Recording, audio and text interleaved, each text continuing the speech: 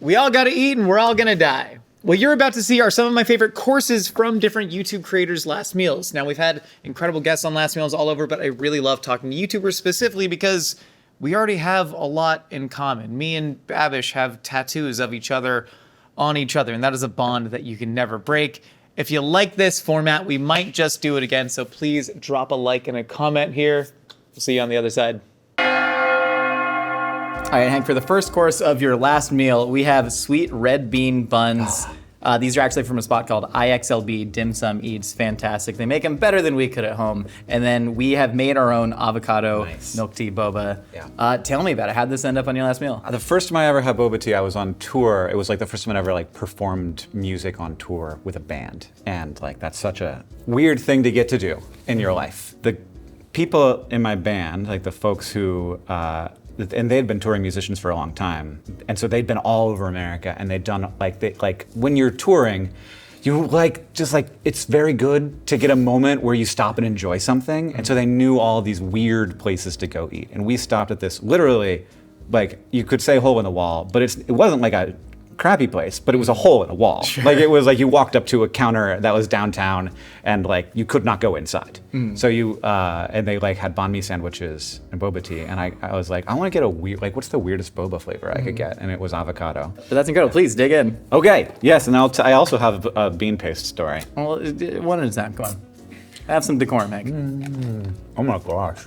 That's better than Chicago hole in the wall. And you get that little, if you think about it, you're like, ooh, is that guac on the back of my palate? Tell me about your red bean story. Well, I grew up in Orlando, Florida, where there's a lot of large Asian population, and me and my friends would go to like weird little restaurants and order things that we wouldn't normally eat because it was like, let's try to be different in the world. Like let's try to see what the world is like when you're not just eating, meatloaf and mashed potatoes. And bean isn't dessert, is the thought, and you're like, okay, I'll try bean dessert. And I was making my own choices, and I was like seeing the world and having control over it, and agency, and like being able to explore. That's incredible. Please. I love that I just get to eat food. Oh, they're so soft. Where does that innate sense of curiosity come from? I don't think I was born that way, man. I think we all are. What do you think quashes it within people then? I think that's the big thing. People often ask me like, how do you like help a kid get into science? And I'm like, you listen when they ask. And instead of saying, I don't know, you say like, let's find out. Like let's go through the process together because I don't know either. Or even if you do think you know, like to like show the child the process of like exploring, even if it's just like on Wikipedia, I'm at the age where I'm like thinking about having kids, and I'm incredibly scared of having kids because I think that anything I try and model for them, they're going to completely rebel against. You don't know. and here's the thing, my dad was so good at this. That like whatever I was up to, he was like, that's probably interesting, so I should check it out too. Especially even if he'd never been exposed to it. Like suddenly my dad's a Nine Inch Nails fan, He's like, this is actually some really interesting music. I'm like, this is not what it's about, Dad! You're not supposed to be into this! I'm supposed to be you're supposed to hate it so I can like it! Trent Reznor's mine, Dad! He's my best friend, you can't have him. What's the best part of having cancer? People do stuff for you. That sounds rad. And they have to, or they're a bad person. When I think of Hank Green, I think of weaponizing guilt, so this is very much on brand for you. No, it's like, it's good. Like, I think that people want to do stuff for you when you need help. And so it's good to like have a moment where you need help. We don't need to be seriously ill to ask for a favor from a friend, right? Like, let's have that be our world. Like, if you ask for a favor from somebody, they come over and bring you a latte that you can't go get yourself. Then you just have a latte with a friend. It's not like they're like, oh boy, I had to do that. It's like, oh, I'm having a pleasant time. Yeah. Just like put them on the calendar, even if they don't know it. Just like 4 days from now, just say like, oh, I'm gonna text this person this day, or I'm gonna like be in their neighborhood and text and say, hey, I'm nearby, do you want anything? Or, because if you don't put it on the calendar, there's a million things. You have to figure out how to decide. You have to figure out how to prioritize the things that really matter. But like when the world is sort of like bombarding you with distractions, you end up forgetting to. I imagine a lot of people have given you praise for, quote, remaining positive in the face of your diagnosis. Oh, yeah. And one of my favorite art pieces, this is going somewhere, but you gotta sit for a second, is Rene Magritte's Treachery of Images. Ceci n'est pas une pipe. It's a picture of a pipe, but he's saying this ain't a pipe. You can't smoke it, you can't stuff it, it has nothing in common with a pipe, it's merely an image. It's kind of the way that I have digested a lot of YouTubers specifically. This is a representation of a person that's curated and it can't possibly see the whole picture of that. Yeah. And of course I recognize the paradox of all of these cameras. Thank you, cam ops. They're cameras? Dylan, you're the best. You're my number one cam op in the whole group. Taylor, watch your ass. Anyways, I recognize the paradox, but like behind the scenes, after you turned the camera off, what were your real emotions? Were they similar to on camera? I've always had comfort in the feeling that like what I show people is me, but it's not all of me. Sure. So like, yeah, I was like that sometimes. And sometimes I wasn't. You know, being sick, like, is bad because it hurts. It is physically uncomfortable. And the not knowing when it's gonna end or not knowing if it's normal, so there's like a fear component to it. Whereas like the existential stuff, like I was completely unpredictable and I didn't know when it was gonna hit and not hit. And like there were absolutely times where I was just like living my life, having a good time, and I felt bad, and that made it kind of hard. But then there were times when I was feeling okay, but like the brain parts were making it so that I couldn't have a good time. And so like even in the times when I felt physically really horrible, there were laughs, you know? I remember during your initial video, the I Have Cancer, you made a joke that actually made me tear up. That was watching the medical system move so quickly was disconcerting. It was like seeing a horse with hands, and Hank, a single tear dropped down my hardened little cheek on that moment. So the positivity, it was genuinely inspirational. Yeah, and it was weird. It was like, wait, it's been 3 days and I've had like 12 doctor's appointments. Twilight Zone episode. Something is amiss. Something is wrong. There's something on the wing Everybody of the is saying that it might not be cancer, but they're acting like it is. You ready for course number 2? I'm ready for course number 2. Let's do it. All right. Hank, for course number 2, we have a fried catfish po' boy. Catfish has been marinated in buttermilk, a little bit of hot sauce, Tony Chachere's seasoning overnight, a little bit of remoulade spread on the po' boy roll. This is taken from a New Orleans bakery called Orleans, New York. They do great work. A little bit of shredded tomato on there. And then we have a classic Sazerac cocktail. This is made with Sazerac, rye whiskey, a rinse of Pernod absinthe, a lemon twist, and then some Peychaud's bitters to round it all out. Yeah, but this is exciting. I love this stuff, man. Yeah, I mean, I don't feel like it's super traditional. Like, they're both New Orleans dishes, but I don't know if they generally go together. But hell, I mean, I will do it. I found everything goes together in New Orleans, which is great. Yeah, I don't drink a lot at all, and I drink less now. But like, it's the closest thing you have to like a magic potion, like somebody making a real weird cocktail. I love that, and I love liquids. I expected more words. Sometimes more words come after a word, but not that time. No, but I love juice. I love Coca-Cola. I love boba tea. I love tea. I love coffee. Like, I don't know if we think about it, but like this, it's kind of a weird thing because most of those things don't have a lot of nutrition in them or any nutrition. They have food. Like there's sugar. It just seems very human to me. Yeah. And I feel similarly about sauces, which is a big deal with a po' boy.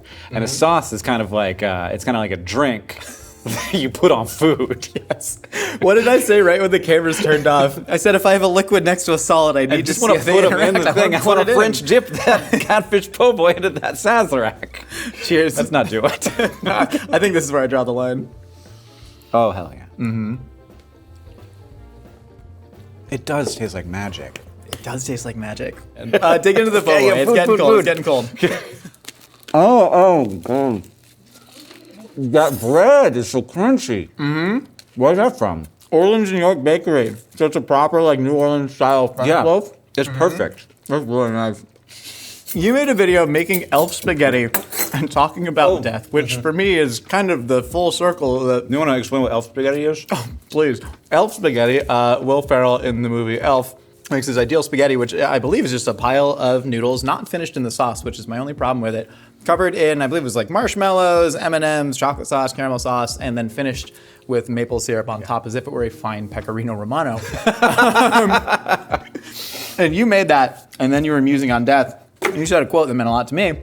You said, I realized I very much wanted to be alive for as long as possible, if only because things are interesting and I wanted to keep seeing them. Is that about as close as we can get to finding a meaning of life? And then he goes for more po' boy. He's just like, what's the meaning of life, Hank? It helps the existentialism go down. Did you taste the Creole mustard and the remoulade? I do. No. I do also want a little hot sauce though. Wait, there's some hot sauce. Navia. Just like the simplest cayenne if you can find it. Wait a couple. We have Tony Satchery's hot sauce. We got Red Rooster. No, bottom drawer. Oh wow. Yeah, so Hank, you can much. also go pick your own. Yeah, big. The red cap on the far left, right in the front. Wait, there's Crystal. Yeah. No. This one's fun though. Bring it. Thank you. But also, wait, go back. Have you had this? No, I haven't. So this is made from the datil pepper, which they say is the oldest pepper grown in the Americas. No. Yeah, can you go back? Navia. No. Can you open the fridge again? There's a bottle of Crystal. It's actually on the second drawer next to the pickles. The second one up. I think it might be unopened. We get a virgin bottle of Crystal, which is tasty, great. very sweet. Yeah, right? St. Augustine, is that far from Orlando? It's Florida. Like it's like, I don't know. It's a drive. Yeah, it's like in This. Mm-hmm. This. Wait, can you pass me the other one though? Thank you. So I think you and I have a very similar relationship to sauce. Yeah, that's exactly. Wait, no, come on. Stop go-karting the sauce. You were saying, eat. Yeah, Manja. Right? Yeah. Yeah, there it is. What did I say about life? Something about it's just Bunny me. It's just me. When I was sick and I was trying to just do something. You're bored because you feel so bad. That I felt like I was still good at my job, which was like telling people about how the world is weird. And then I was still good at the part where it was like trying to figure out why the world is weird. And you can look too hard, I think, sometimes. But if you look too hard, it can become a problem. And so to just listen to your brain being like, yeah, I like that. And it's like, what's unhealthy about this? Like if it's, having 6 Sazeracs a day, that's not good. But if it's just being super interested in how red pandas work, I'm like, there's nothing bad about that. I'm only good is happening as I'm figuring that out or consuming that content. When you got diagnosed, one of your fears was cancer taking over your identity, that you were now going to be known as anxiety sickness guy as opposed to fun, goofy science guy. Do you still think there's time to pivot your identity to #1 Dave Matthews hater? How do you know how I feel about Dave Matthews? What's the worst thing you've ever said about Dave Matthews? Dave deserves to know. Probably pretty mean. When I was in high school, the people that didn't like me liked Dave Matthews, so it didn't have anything to do with Dave. High school stuff. Sure. And we all find our identities. Those people found their identity in Dave Matthews and hating me. So I found my identity in hating Dave Matthews and them. No, the reason I know that. Do you know the reason I know that? Do you know the piece of media? It was the first piece of media that I ever heard you on. Oh, wow. It was a podcast called Conversations with People Who Hate Me. Oh, yeah. Dylan Marin, where there was a person who had commented, I hate Hank Green, and then they got them on the line with you to explain why. Absolutely wild. That meant a lot to me. I had just started out on YouTube, and I had just started receiving abuse. Sure. And so your interaction there, showing your empathy and general goodness, and also showing empathy for the person who said that they hate you, meant a lot to me. It really helps. We just need to engage in activities that turn the temperature down. They don't think I'm going to see it, but you see it. You see it. You see a lot more. Dave Matthews never saw it. What we said about Dave Matthews in the privacy of my friend's home had no chance of escaping to reach Dave. And now, easy peasy, just make it a TikTok and it's gonna hit him. It would hit him faster than the 800 pounds of human feces coming out of his tour bus hit those people on that Chicago River cruise. Am I right? Yeah, I remember that. That's a thing that happened. I didn't have that planned to say. I just remembered that was a thing that happened, and now we're here. I think Dave Matthews is great. Dave, if you're watching, you should come on the show. It's not my show. No, so Hank is going to host the next episode and cook. You're going to have a lovely soup. Yeah, whatever it is. I bet Dave Matthews would love this. I know Dave Matthews would love this. But that's not what the question was. Why do you? Before I even mentioned Dave Matthews. You're right. Your identity as cancer guy as opposed to fun, goofy science guy. Yeah. What I realized really quick is I was like, actually, I do want to be the cancer guy. Interesting. But I could be the fun, goofy science cancer guy. Whereas, what's cancer, and how does cancer treatment work, and what's happened? I'm the story now. Cancer, science is happening in me right now, and then cancer treatment was a science happening in my body, and being me, I was able to look at the history of the treatments I was taking, understand where they came from, how why like why I was doing the treatments I was doing as opposed to what I would do if my treatments weren't working or if I was having adverse effects to them, like understanding the different paths that people who have my particular cancer take, understanding that cancers are all very different from each other, understanding how chemotherapy works, how radiation works, like how do they decide how much chemo to give you, and how worried should I be that they're giving me too much or not enough. And in some ways I'm like a great patient, in some ways I'm a nightmare patient, because I'm like, doctor, I don't know if I feel good about the statistical analysis in the German Hopkins study group study, because there's no statistical difference between this and this, or this and this, but they didn't test whether there's a statistical difference between this and this. And he's like, yeah, no, that's true. Do you want it or not? When I first found out about your diagnosis, my first little intrusive thought was just, oh, this is the best guy to get cancer. For that exact reason, that I know your curiosity and your ability to communicate. Being curious, like I don't think it's for everybody, but being curious about it was actually really helpful to me. Yeah. And I had some other friends. I have a friend who also does science YouTube videos who went through his own cancer journey a few years ago, and so it was very nice to have him as a friend. He said the same thing. He was like, just like getting a chance to, have a really good reason to do really in-depth research on a really interesting topic. Is cool. And I'm like, okay, I mean, I guess it's kind of terrifying, but I'm glad it's also cool. John, for course number 3 of your final meal, we have the red onion and red pepper pizza. This is a 2-day fermented pizza dough that we hand tossed, and then a little bit of fire roasted red bell pepper, some red onion, tossed it in the uni pizza oven to get nice and charred on the bottom. And then we have the homemade soft pretzels. So we did boil this in a heavily caustic lye solution, as one does with the pretzel, and then bake them off fresh with a little bit of pretzel salt on top. We have a homemade cheese sauce and a honey mustard dipping sauce.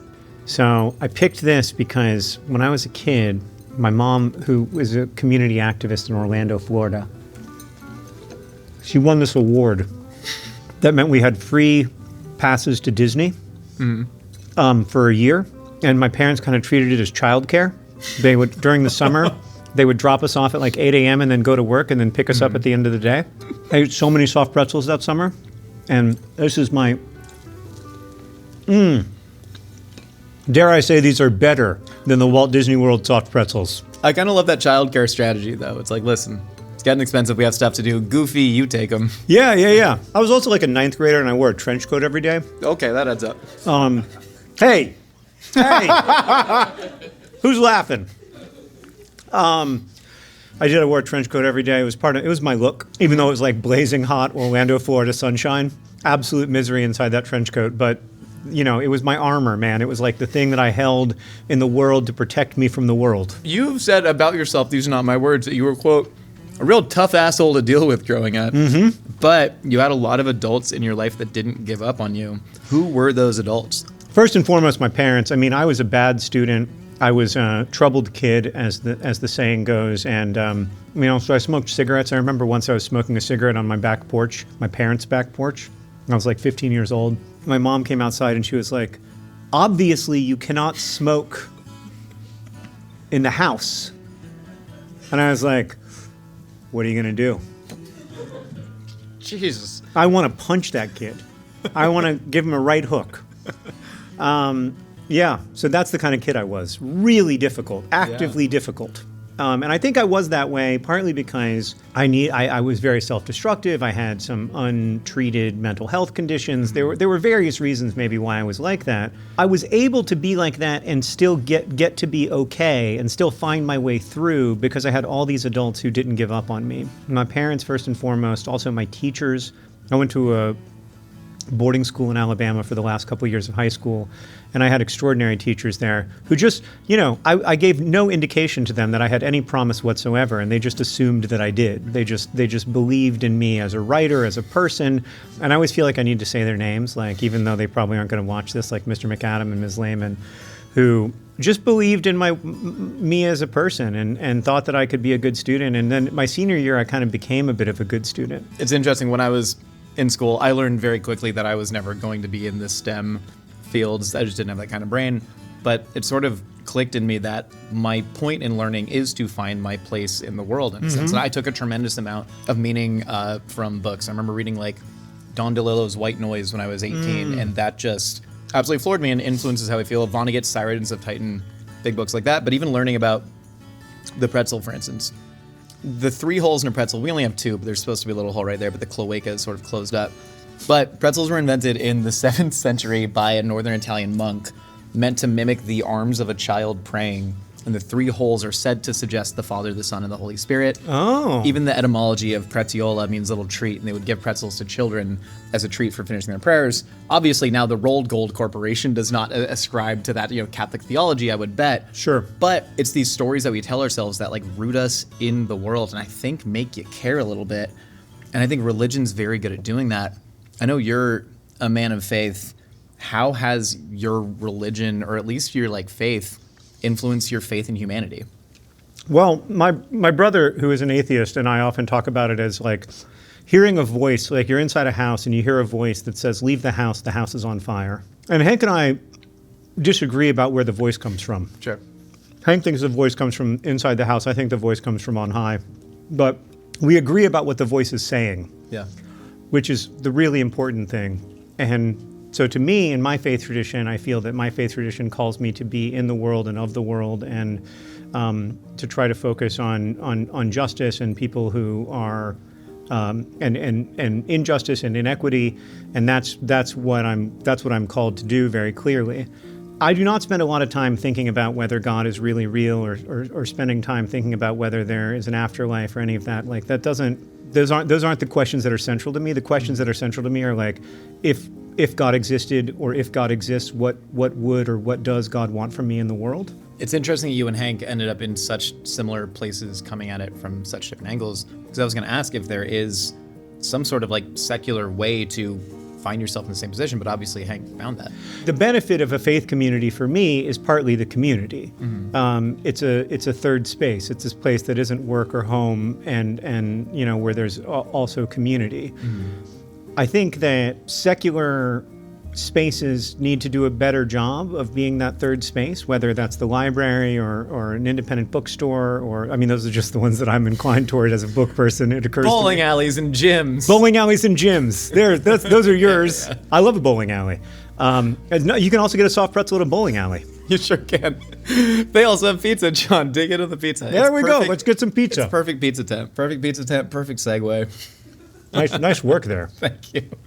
It always comes back around. Oh. You also said something in the book where if you tell people who say they're hurting that they're not hurting, that's not very helpful. And I feel like that's where we kind of are with humanity right now, where we can look around and say we have all of these comforts, and people say, yeah, but it feels bad. Saying it doesn't feel bad isn't exactly helpful. What do you think is? Well, I think you're right that you have to say your pain is real. Mm-hmm. And when people hear that their pain isn't real, they immediately disbelieve you because they know that their pain is real. Mm-hmm. It's the realest thing in the world. Saying no, but the world is so much better because fewer children are dying. Yeah, that's true. And the world is so much better because more people are literate. That's true. The world is so much better because more girls have access to education. That's true. And yet the profound injustice is still real, and in certain ways the world is getting worse. People aren't wrong that the world is getting worse. Yeah. And when they feel like their lives are less valued than life used to be, that's a real feeling, and we have to acknowledge the reality of that. I don't know how you pull someone out of that darkness. I don't know how to pull myself out of it, to be honest with you. So I don't feel like I can say how to pull someone out of it, except to begin with solidarity, begin with, I will walk this path with you instead of telling you why you shouldn't be feeling what you're feeling. Yeah. You've said before that hope for you is not merely an intellectual exercise, but rather a means and necessity for survival. Yeah. Why is that? I struggle with despair. I struggle with feelings of hopelessness. I struggle with the feeling that my life doesn't mean anything, and there's no reason for me to be here, and that I'm not helping anyone or anything, and that, I'm a burden on my family. All that stuff, all those lies that despair tells you, which are so powerful because despair has such a profound explanatory power. It makes everything make sense. The problem with despair is that it's lying. We all know that on some level, right? We all know that simple of an explanation for everything can't possibly be true. It's way overly simplistic. It's way unfair. And so there has to be more to it than that. There has to be cause for hope, because I know intellectually that simple story is just way too straightforward to actually be true. Yeah. John, you know what I think would cheer you up? If I gave you this copy of the Everything is Tuberculosis AI Slop Written Cookbook inspired by John Green, because the future is great and AI is going to save us all. Oh my God. There's one for a breathe easy green smoothie. Inspired by John Green, recipes to fight chronic inflammation and nourish the body. Ugh. And if you look on the front, it says 5 bonuses. Tuberculosis then and now. Oh, this is actually written by AI. Yes, because we live in that world now and everything seems kind of bad and dumb. Aside from the existential threats of climate change and nuclear winters, we have Everything is Tuberculosis Cookbook. Wow. Did that make Sorry, you- I'm reading. Did that make you feel better? No, Well. this makes me feel much worse. I mean, it makes me feel kind of good that I guess my book is selling well enough to inspire an AI slop cookbook. Meal plan. Oh, it has 5 bonuses. You haven't looked at the Can I show you the bonuses? Bonuses is There's 5 of them. yeah. Tell me the 5 Most bonuses. cookbooks don't even have one. Yeah, I mean it's So, frankly. bonuses, color to make it real. Oh, you color the tomato to make it real. That's only one of the bonuses. This counts as one. You get 2 tomatoes, but it's 1 bonus. Oh, that's yeah. So it's kind of double the bonus. Chicken. Oh, it's a coloring book at the end. Well, no, 5 bonuses.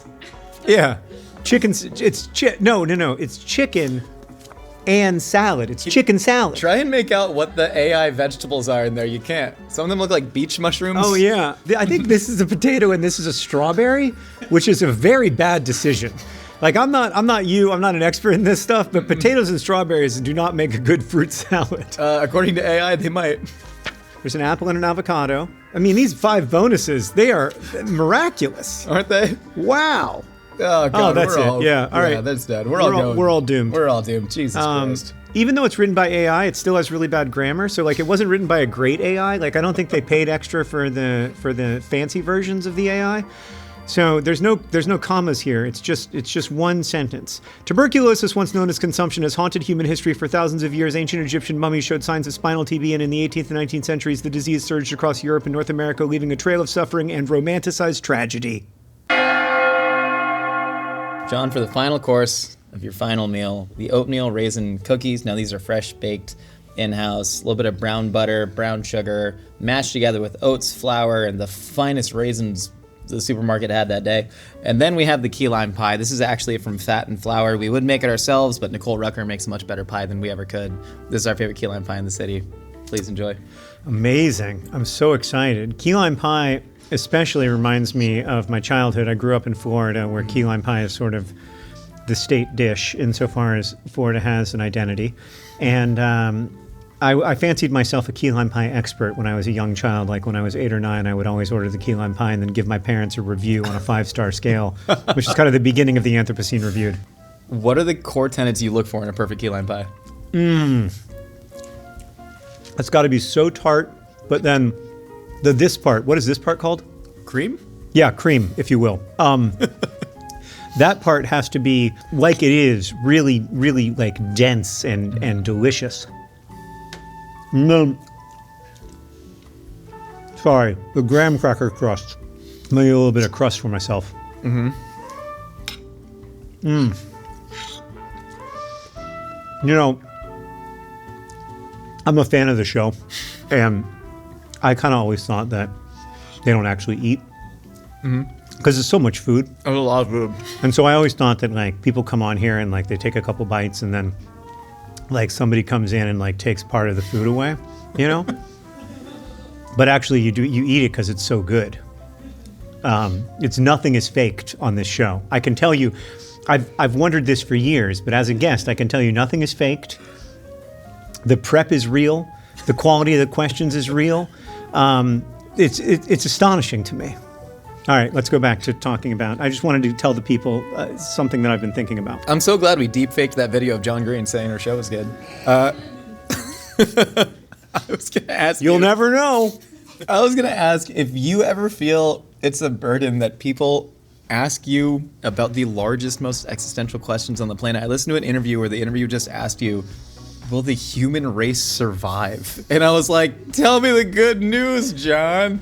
Like, do you ever just want to talk about Wimbledon?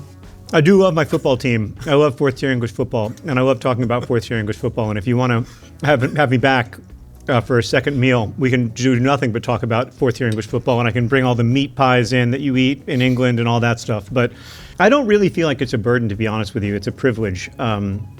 To be able to talk about the stuff that really interests me and to do so in an earnest way. Like, I really try hard to be earnest. And so it is really a privilege when people want to hear me talk about that stuff, or when people ask me about that stuff, because it means that they're on that journey with me and they're willing to also bring their earnest, deepest selves to that conversation, which I always think is a real privilege.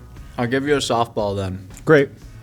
What's the meaning of life? I think we are here for each other. And I think we are here to walk with each other through what we will walk with each other through. I think cooperation and collaboration are the human superpowers, and that's what we're here to do. We're here to be unalone in the world, unalone in our feelings, unalone in our experiences.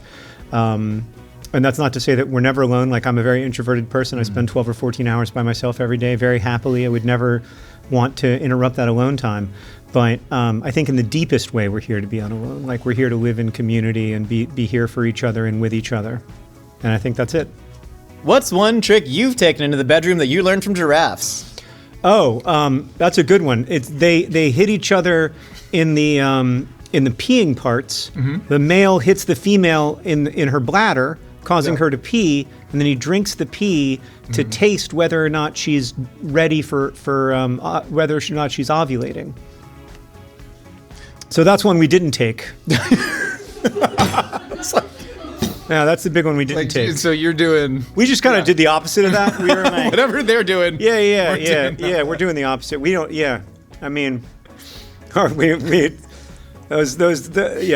yeah.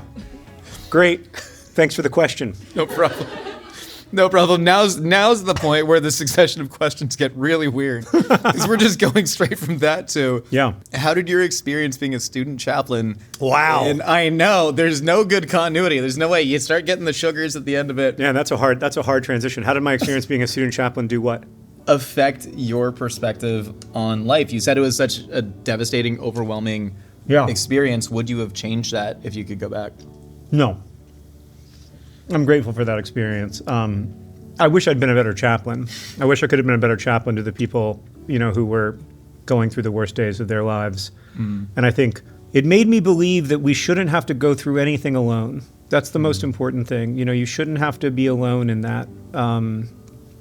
It's isolating enough. It's lonely enough without us making it worse as a social order by somehow treating people who've experienced loss as different or lesser or other. So I think that's one of the lessons I took from it. But yeah, it was a hard time. Yeah. I know you said it's not a particularly interesting question to you, but it's always an interesting question to me, mostly seeing how people answer it. But what do you think happens when you die? I don't happen to be inclined toward thinking about the afterlife one way or the other. Like, I just don't spend a lot of time thinking about it. When I do think about it, I think that love is stronger than death. And I believe that.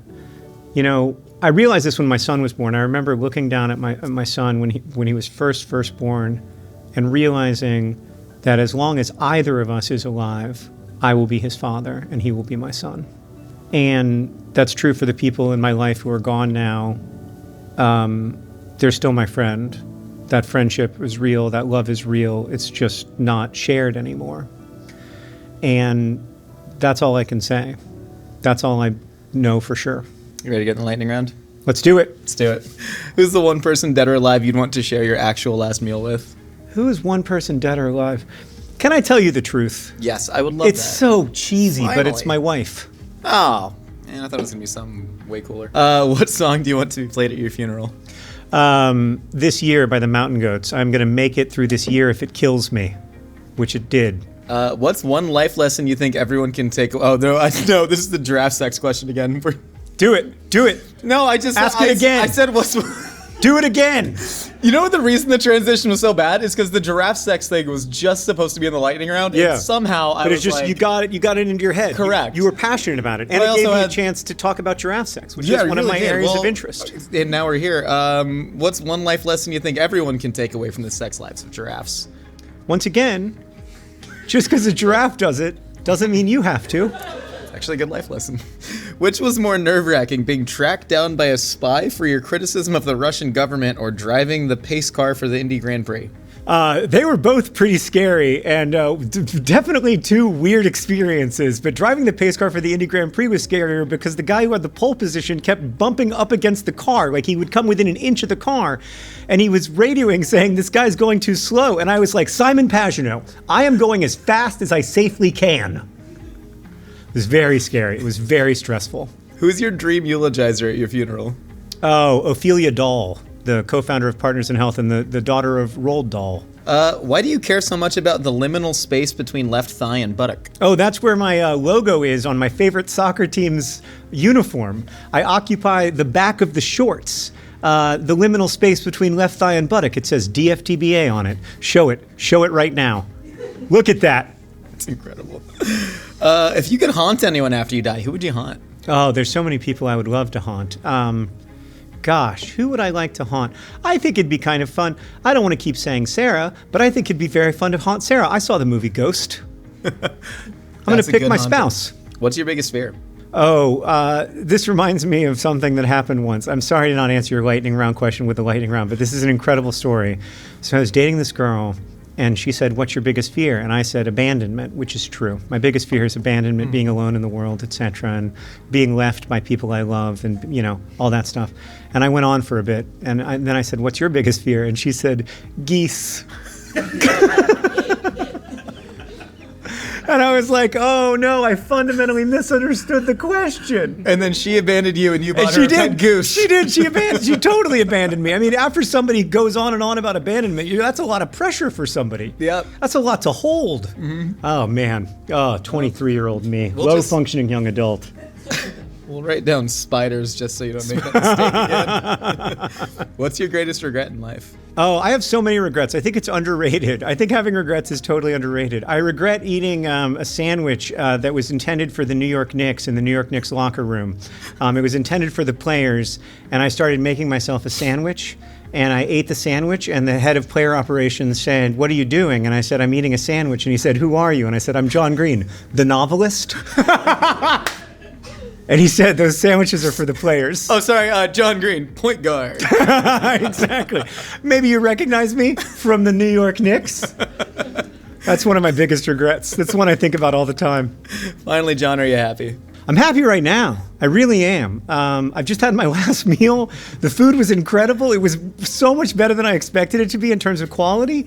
And also the conversation has been wonderful. But yeah, I am happy. I feel really, right now, and I need to remember this for when I don't feel it, but right now I feel incredibly grateful to be here with you. I am incredibly grateful, one, for you being here and enjoying this meal with me, but two, just for existing. Truly, the world is absolutely a better place with people like you in it, and to a slightly lesser degree, Hank.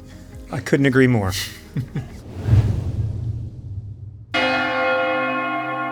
Sean, for course number 2, we got the Chicago deep dish pizza. Now, we made this in-house with the sausage and the cheese on the bottom, some green peppers, fresh tomatoes, hand-crushed, little cheese skirt on the side, inspired a little bit by Pequod's. And then we got the Culver's onion rings. Now, these were flown out from Chicago. Shout out to Dennis Lee. Thank you, who Dennis. sent them out to us with the honey mustard. We got Portillo's beef and cheese croissant, and then we got the Arizona peach iced tea. Spoiled. Man, tell me about this love letter to Chicago. So to me, deep dish is something I crave. Living in New York now, spending so much time in LA, nobody really does it like Chicago. And I know it's kind of a divisive thing. Deep dish can be kind of controversial. Look how perfect that is. Like that is textbook on that cheese bowl. What a treat. I'm so sorry I interrupted you. But nobody really does it like Chicago, and I always crave it. And so whenever I get home, I always like to go to Lou Malnati's. I think I like the way that a deep dish pizza joint smells. There's something that's nostalgic about it. And I'm from a town in the northwest suburbs, Crystal Lake, Illinois. They have an amazing deep dish spot called Giorgio's that is up there with some of the best deep dish I've ever had in my life. But it's so hard for me to find a decent one outside of Chicago. So I feel like it's only on those moments that I go back to the city that I can experience this thing. With the onion rings, Culver's, the most underrated fast food restaurant. Custard on point, small batches, made in-house. The burger, butter burger, way better than it needs to be. And this is maybe a through line, now that I'm thinking about it, in the show, is the sort of engineering design of all of these foods. Like, I like clean bites. And so like an onion ring needs to have a clean bite. So you need to have that crispy shell, and then it needs to bite clean with the onion. Nothing worse than when the onion comes out and it's its own string. And then on to Portillo's again with the beef and cheddar croissant. It's another perfect vessel. Now, everything about this should be kind of sloppy, but it's not. Jesus. Good, clean bites in here, and again, a beautiful and extremely heavy love letter to Chicago. Sean, I'm so excited, man. Thank you for giving me this gift.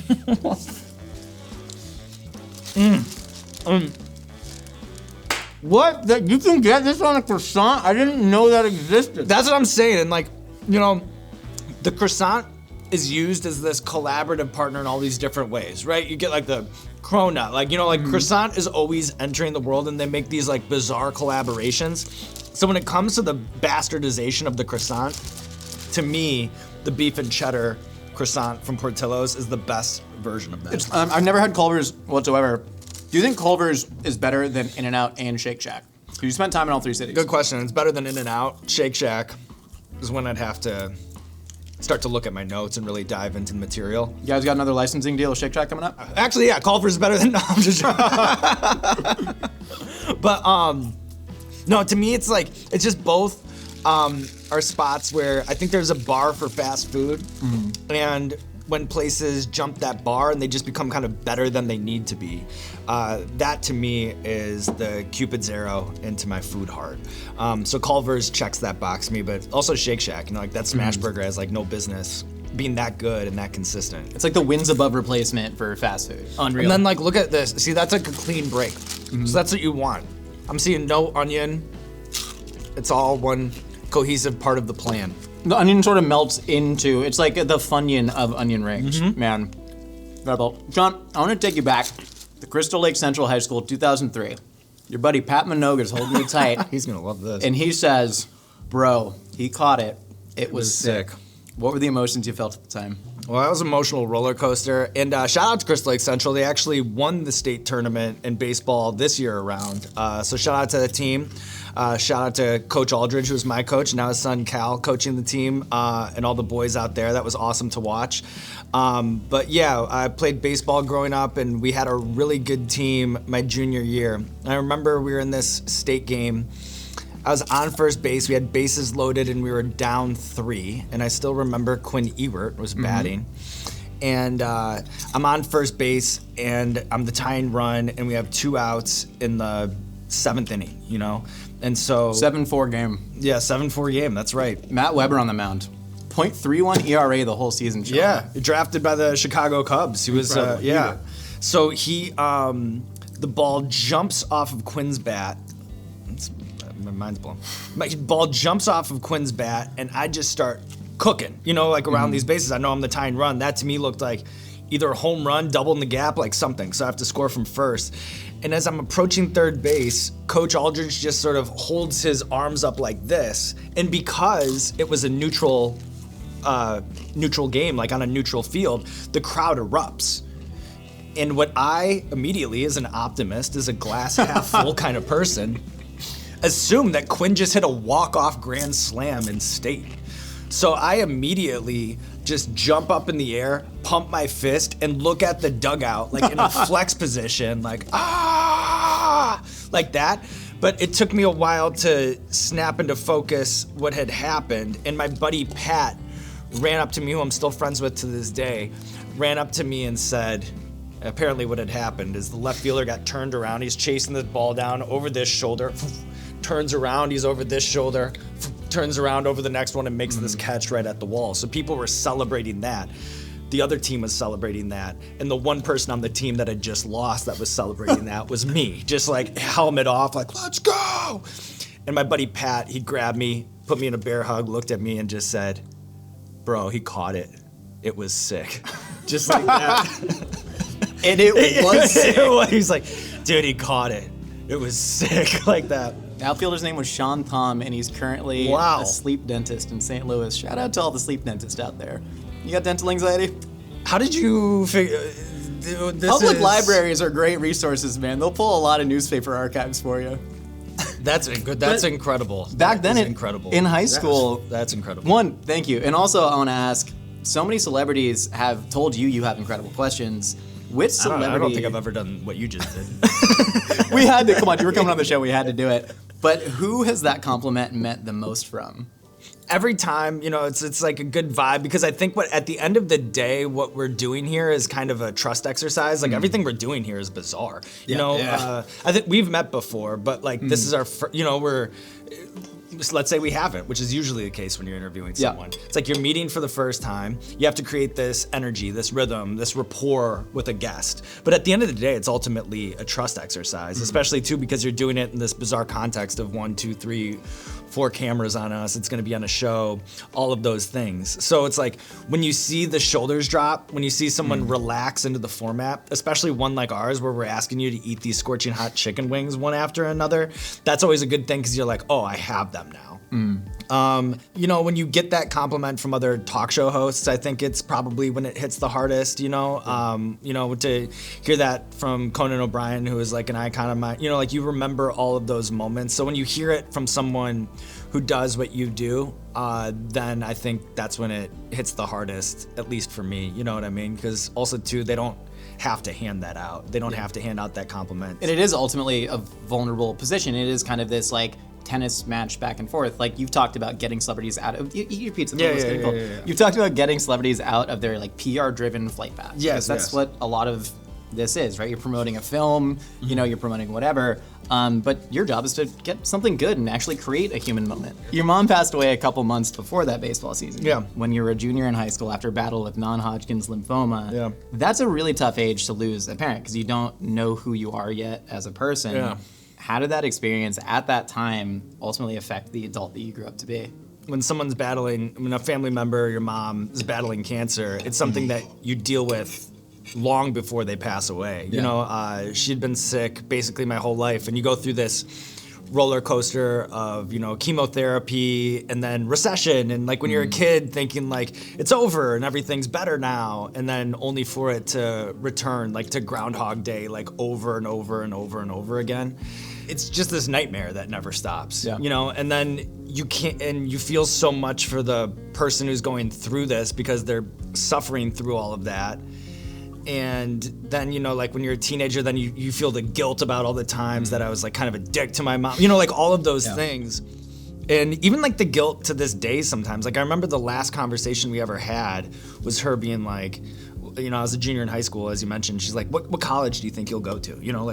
I thought it was just like my mom like badgering me about what school I'm going to, and I'm like, Mom, I don't know yet. And she's like, well, like, where are you leaning? Like, if you had to put like one in the pole position, I'm like, I don't know yet, like that, And I always think about that. She knew she was going, and she just like wanted the answer to that question before she went, And then like, she went to the University of Illinois, and I went to the University of Illinois, and I always think about like she would be so happy to have learned that information. I never got a chance to give it to her, because I really didn't know, but.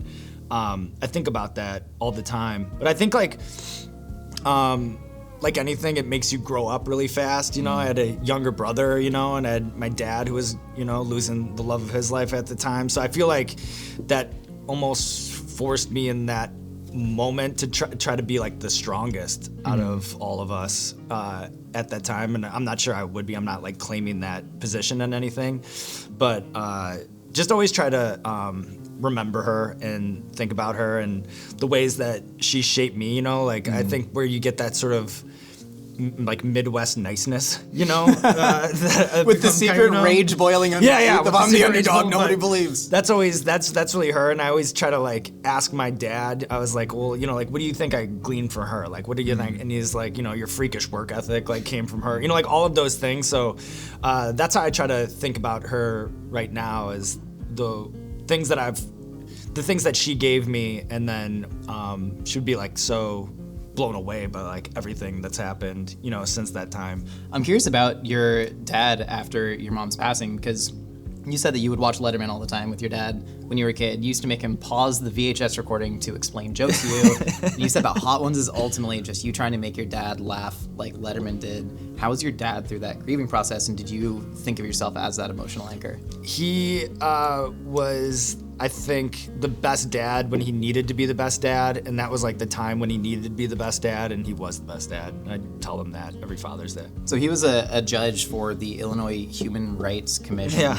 And he also passed the first ever decision holding cancer as a disability that you can't discriminate against in Illinois. Do you think any of that was related to your I mom? learned that. I just learned that from you telling me that. Really? Yeah, he won the Diversity and Leadership Award from the Illinois State Bar Association.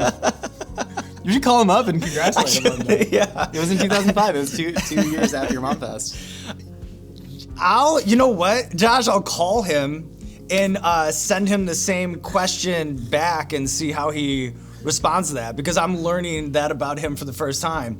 And you know, it's funny because like, you know, like being raised by a judge is kind of an interest. People naturally are like interested. You know, like, was he strict? Was it impossible to get away with anything? And when I look back on it, like, no. Like, I think he was like so, you know, like in his like courtroom and like doing his thing, that he was like very content to just like come home and get his ass kicked by his kids. You know what I mean? Like, he never brought that home. Well, yeah, text your dad, man. We'll see what's up. Well, I'll text him. I'll let him know. Rebecca, for the first course of your final meal, we have the homemade chicken taquitos with the side of sour cream. Yeah. We have the fried plantains over here. These are the right plantains. Yeah. Then we have the homemade garlic knots, dusted with a little bit of garlic, parsley butter, and some Parmesan. Yeah. Homemade marinara, homemade ranch, and then the Detroit-style pepperoni pizza with that sexy cheese skirt. This is insane. This is insane. She likes us. She really likes us. Yeah. Start where you want to start. I will absolutely follow your lead. I'm gonna go taquito first, because I only really eat these when I'm at my mom's house. So my mom's from Mexico City, born and raised. Makes a ton of amazing Mexican food, but my brother and I have always said her homemade taquitos are like the best in the world. And these look just like them. Okay, there's also like a really phallic way to start this. So. 100%, yeah. What's your technique here? I'm just gonna go. Noted gay woman Rebecca Black, starting off with the phallic. Yeah. Okay, forget I ever said Taylor, that. close up on me. Get away from her. Oh wow. Uh-oh. Oh wow. No, that's actually insane. I'm gonna double dip. Is that okay? Double dip. Do you mind if I do, or like? No, Oh, thank not God. at all. So you're not a germaphobe. You're the opposite. No, I love like mixing my foods together, and like this is a shared experience. Speaking of your Mexican heritage, Wow. How did you once help unwittingly install Enrique Peña Nieto of the Institutional Revolutionary Party as the president of Mexico? I have to go. I only asked this This because is getting Rebecca, worse and worse. Rebecca, you are almost the closest thing we have to a modern day Forrest Gump. Oh my In a God. certain way. Okay, I'll take that. And that was American meant to be a classic. compliment. I was worried how you'd take that. I don't read social cues very well sometimes. Me neither. Essentially, my mom's from Mexico. In Mexican heritage, I don't know how other people will relate to this, but like anyone who is or has ever lived in Mexico at any point in your life is a cousin. So a couple years after Friday, it hit the map, it did its thing. My mom just brings up the fact that one of her cousins hit her up and said that they wanted to give me the keys to the city.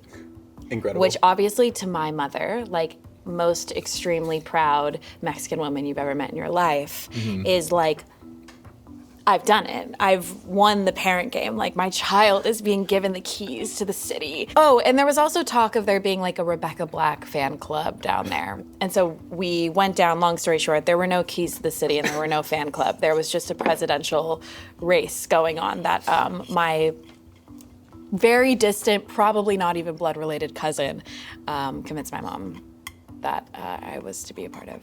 And he did go on to be president for 6 years. So hey, cheers to inventing the smiley face T-shirt, I think. I can't take credit, unfortunately, for that one. I wish it was a better candidate, you know. How about those plantains? How about those plantains? These, like, anytime these are somewhere on a menu, at any point in the day, anytime, like, this just to me is one of those foods that as soon as you eat them, it's the best thing in the world. Yeah, like, there's something crazy going on in these.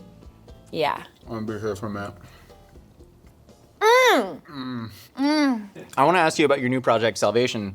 It's coming out. You've put out a couple songs from it. They're pure ass shakers is the only way Thank you. that I can, like, my ass is shaking and have struggled shaking my ass, and you have gotten me there, so thank you for that.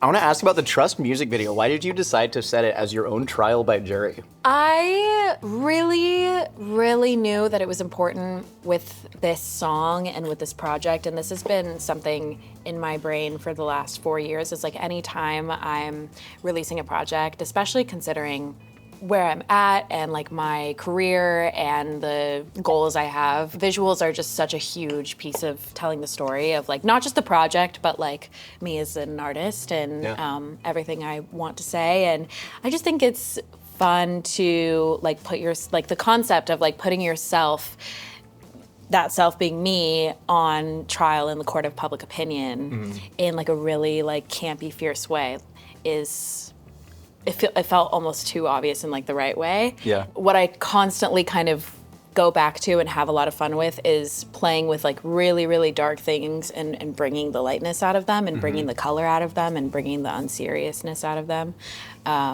That's always the most fun to me. Tell me about the pizza. So I have a pepperoni pizza with a side of ranch on my rider after every show. Hell yes. And Detroit style is just the best kind to me because it's bread. 100%. It's just dressed up bread. Also, to me, like I do have to have it with ranch. A woman of taste and class. I agree, though. I'm like a habitual ranch stepper. That is insane. You see what I mean about the sexy cheese skirt? Tell me about, you said that the queer community saved your life, that they were the community long before you even came out that always had your back. Why do you think that is? There's been like a connection with people who have had to face a certain kind of adversity or maybe being just like kind of immediately written off for not taken seriously for something that like it feels like the mass culture doesn't really understand quite yet. And now I'm burping. There's just a straight up spider on my arm. That's crazy. Oh my God. You see that? Yeah. If I kill the spider, are you gonna be mad? I thought, Like, are you like an animal empathy person? no, you can do what you need to do. Yeah. Right, okay, hold on. I'm gonna You put him on a can- you spoon. can- No, put him on I a just think spoon. it's good luck is what I've learned. Not to kill it. Yeah, 100%. Well, he doesn't like the spoon. He really likes me. Like that's crazy. See, wow. Oh my Give him God. a nice- oh, he's whacking out.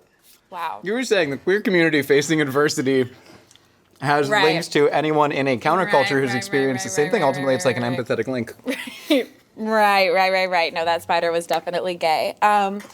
Yeah. So, yeah, I just have noticed that, like, queer people, and I don't want to sound like I'm giving myself too much credit here, but, like, queer people and most, like, cultures filled with minorities have been the first to build a piece of culture or, like, create something that is lasting before the majority of the population catches on. Like, I think I've noticed that and experienced that with my story. I've seen it happen with, like, this kind of nostalgia, like, embracement, is that a word? Definitely.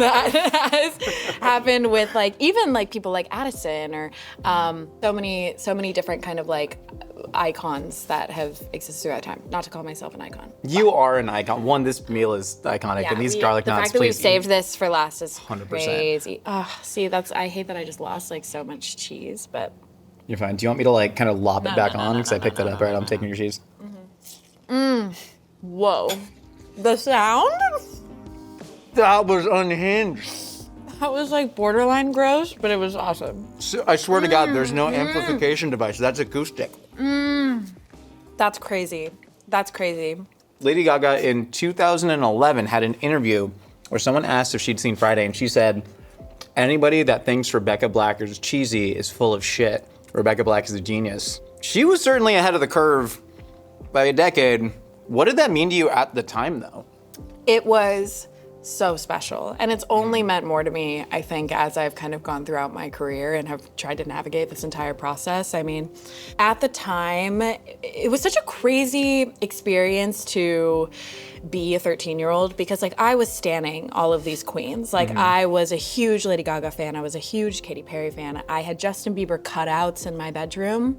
It was such a crazy experience to go from like living in my bedroom and all of these people being so far away to all of a sudden, like, them mentioning your name somewhere or just acknowledging that you exist. And a lot of those experiences were people who were obviously like poking fun and laughing. And that can be, you know, slightly crushing as like a kid to see all of your idols. Slightly is an understatement. I mean, that's Yeah. it's like an incredibly traumatic experience, I can imagine.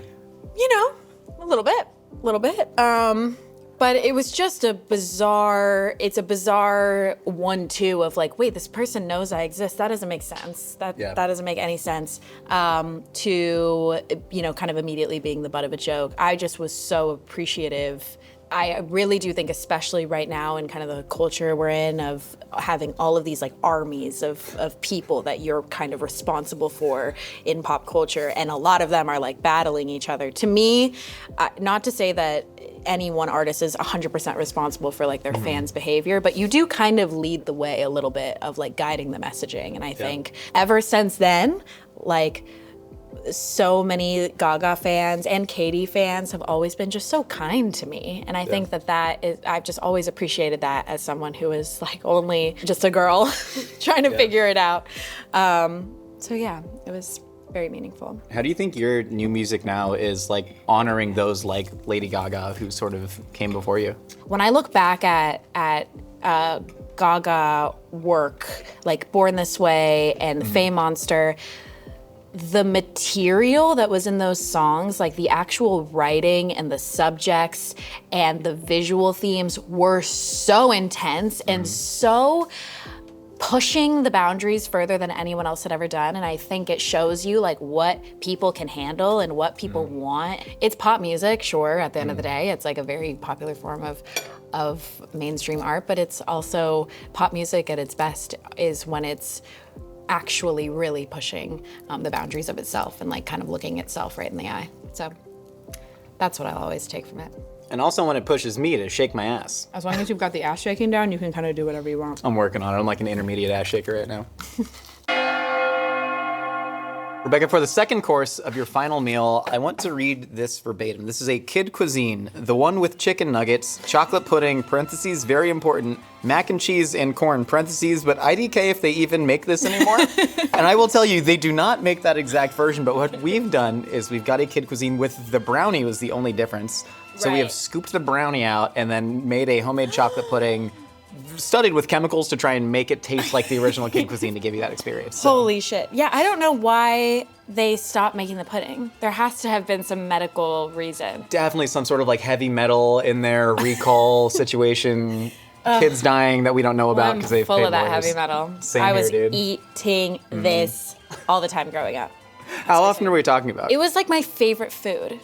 Is like my dad's steak and a kid's cuisine. And I had a single mom for a long time in my life. Both my parents worked quite a lot, and like I was shoving these in the grocery cart because it's the perfect flavor profile of everything. And like I said, I like to mix my foods. I will say the mac and cheese is looking different than it used to. Do you think the mac and cheese has changed, or do you think you've changed, Rebecca? No, the mac and cheese has definitely changed. I'm actually basically exactly the same. Okay. What's the strategy for eating this? Okay, so what I'm gonna do Please. is take one of, this is so great. I feel so like exposed doing this. Okay, you're gonna take some of this and, okay. They have changed the mac and cheese because it used to be more of like a slime, like kind of a craft slime. Yeah, I actually remember that, yeah. And I would like Sort of put boiling them in its together. own goo. Uh-oh. There's been a breach. Okay. The mac and cheese has changed a lot. It used to be a lot more yellower and there was a lot more salt and sauce. They've really taken out the salt, which is probably good. Yeah, I weep for our childhoods, but probably good for the children. This was actually a horrible choice because if this was my last meal and I was eating it, it's like laced with disappointment. The corn has always been my least favorite part. But you gotta eat it because that's the vegetable. Corn is kind of always the same to me. Corn is like pizza and it's like sex. It's just kind of never bad, never good. Okay, this is really... Did you say pizza and sex are never Well- good? Corn, I understand where you're coming Someone from. knows what I was trying to say with that. There's a saying. Even when it's bad, it's good. pretty good. Which, no, I Yes. think there can be terrible sex and terrible pizza. Corn is great. The band, not the food. Oh, the pudding's so great, though. Oh, that penny's bringing me back to life. Guys, it's not the same. No, we It's tried. not the same. You taste the chemicals though? No, and I think that's the problem. Get some lead. Get some lead pudding. We're gonna pop it in there. This tastes like the Jello jarred little pudding cups, which also good. Where I'd get really crazy is I'd start putting the mac and cheese in the pudding, and I'd start putting the corn in the pudding, and then I mean, if you want to try and heal that inner child right No. now, I'm doing No. it. Rebecca, I said I'd go with you anywhere. This is for That's 13-year-old so dark. you. That's Rebecca, you said when you were 13 that your biggest fear was that you were always going to be trapped in that body and how the world perceived you. But now you're talking about really growing, and even in painful ways where you can't that is so disgusting. In painful ways where you can't reconnect with friends. Do you think that growth is just a necessary part of you evolving as a human? I think so. I think everyone. I think it's so easy to like. I'm really sorry. Take it. Oh back. my God, thank you. The people in my life and the people in my family, what I've learned is like we're all very sentimental for tradition, and we're very sentimental for the things that we've grown up with, and like getting back to that and recapturing that. And this is a perfect example of some things you just have to let go, and you're better for it. So I'd like to let go of this I love that. kids' cuisine. I'm so sorry. There's corn stuck in my mouth, so I was trying not to chew so I didn't have to taste the chocolate with the mac I'm and really cheese. sorry. I'm really sorry, but I didn't ask you to do that. You so. are correct. I volunteered it, and I'm glad that I did. Looking back on Friday, it feels like a historical event. Like it feels like a sacred historical event that would be very difficult to explain to someone 10 years before that, and even 10 years after that, it's still hard to like capture that moment in time. Do you ever feel like there is a sense of national shame about how the world and the US handled Friday? You would think, but then it happens again to someone else. Sure. I actually get asked about this a lot. You know, how do you think that the internet has changed or learned from itself, or how don't you feel like the internet has really grown? And I think, you know, even talking about the internet as like one collective thing can be challenging, because it's really just made up of billions of people who are all having their own experiences and are at different points of consciousness using it. The internet runs actually so much wilder with the way they portray and kind of like dehumanize people than I think they did with me. Yeah, it seems like it runs wilder and it burns hotter, but do you think it dies out quicker? It might. Yeah. And it's definitely happens to so many. There's no kind of collective consciousness anymore on the internet like there once was with maybe where Friday and like Gangnam Style and those types of things were. Now you might have like a Friday in one world that never reaches the other side of the universe, that happens and is so lasting, and then you have another Friday happen simultaneously where these people, more and more people I think are experiencing what it's like to kind of expand your world to all of a sudden it feels like everyone in the world knows who you are, even if they don't. And then that goes away and disappears. You're talking about Friday string theory. This is the Friday metaverse is what you're talking about. They're an infinite amount my Albert of Einstein Rebecca high Blacks. is coming on.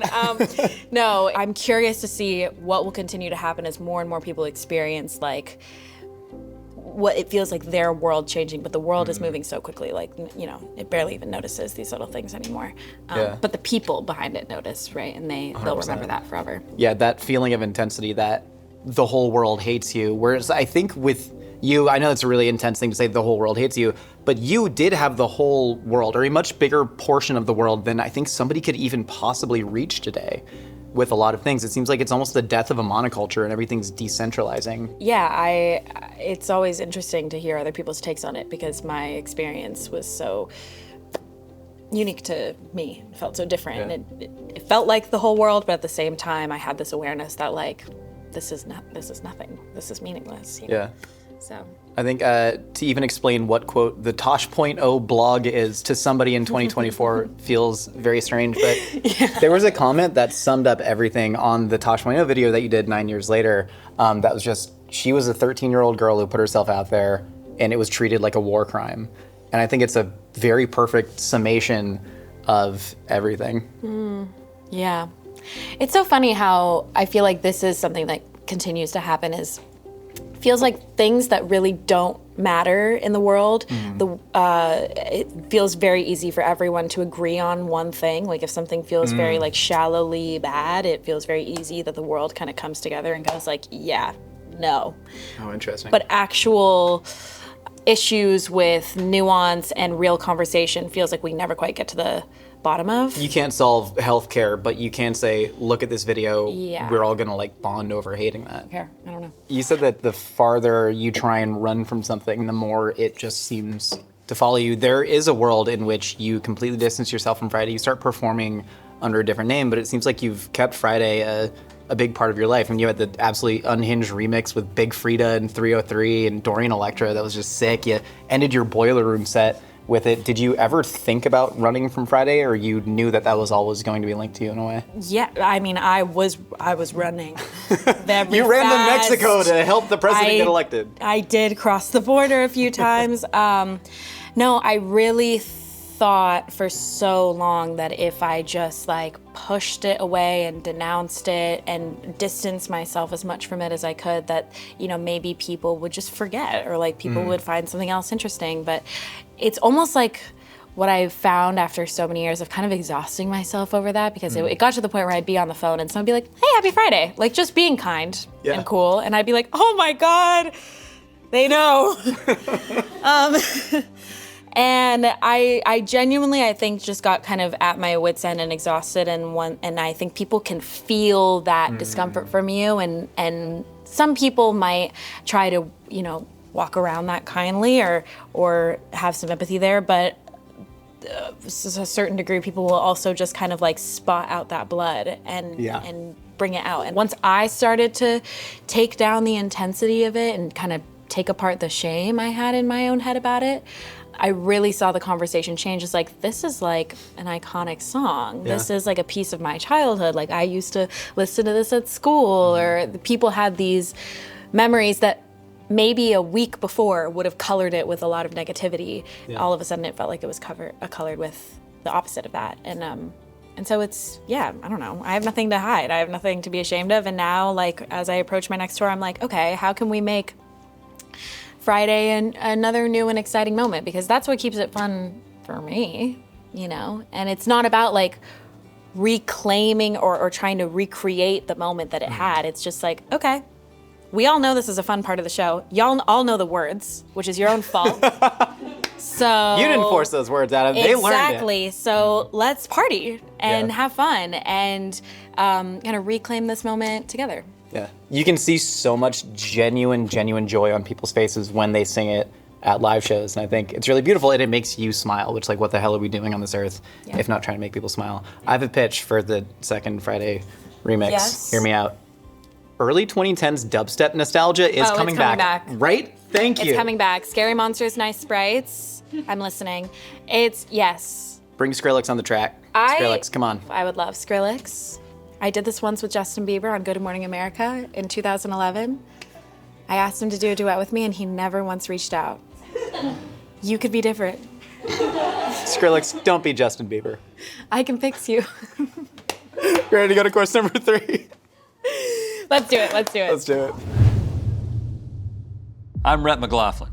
My last meal would be a wedge salad, French onion soup, fried chicken, baked beans, and pearl onion casserole, and red velvet cake for dessert.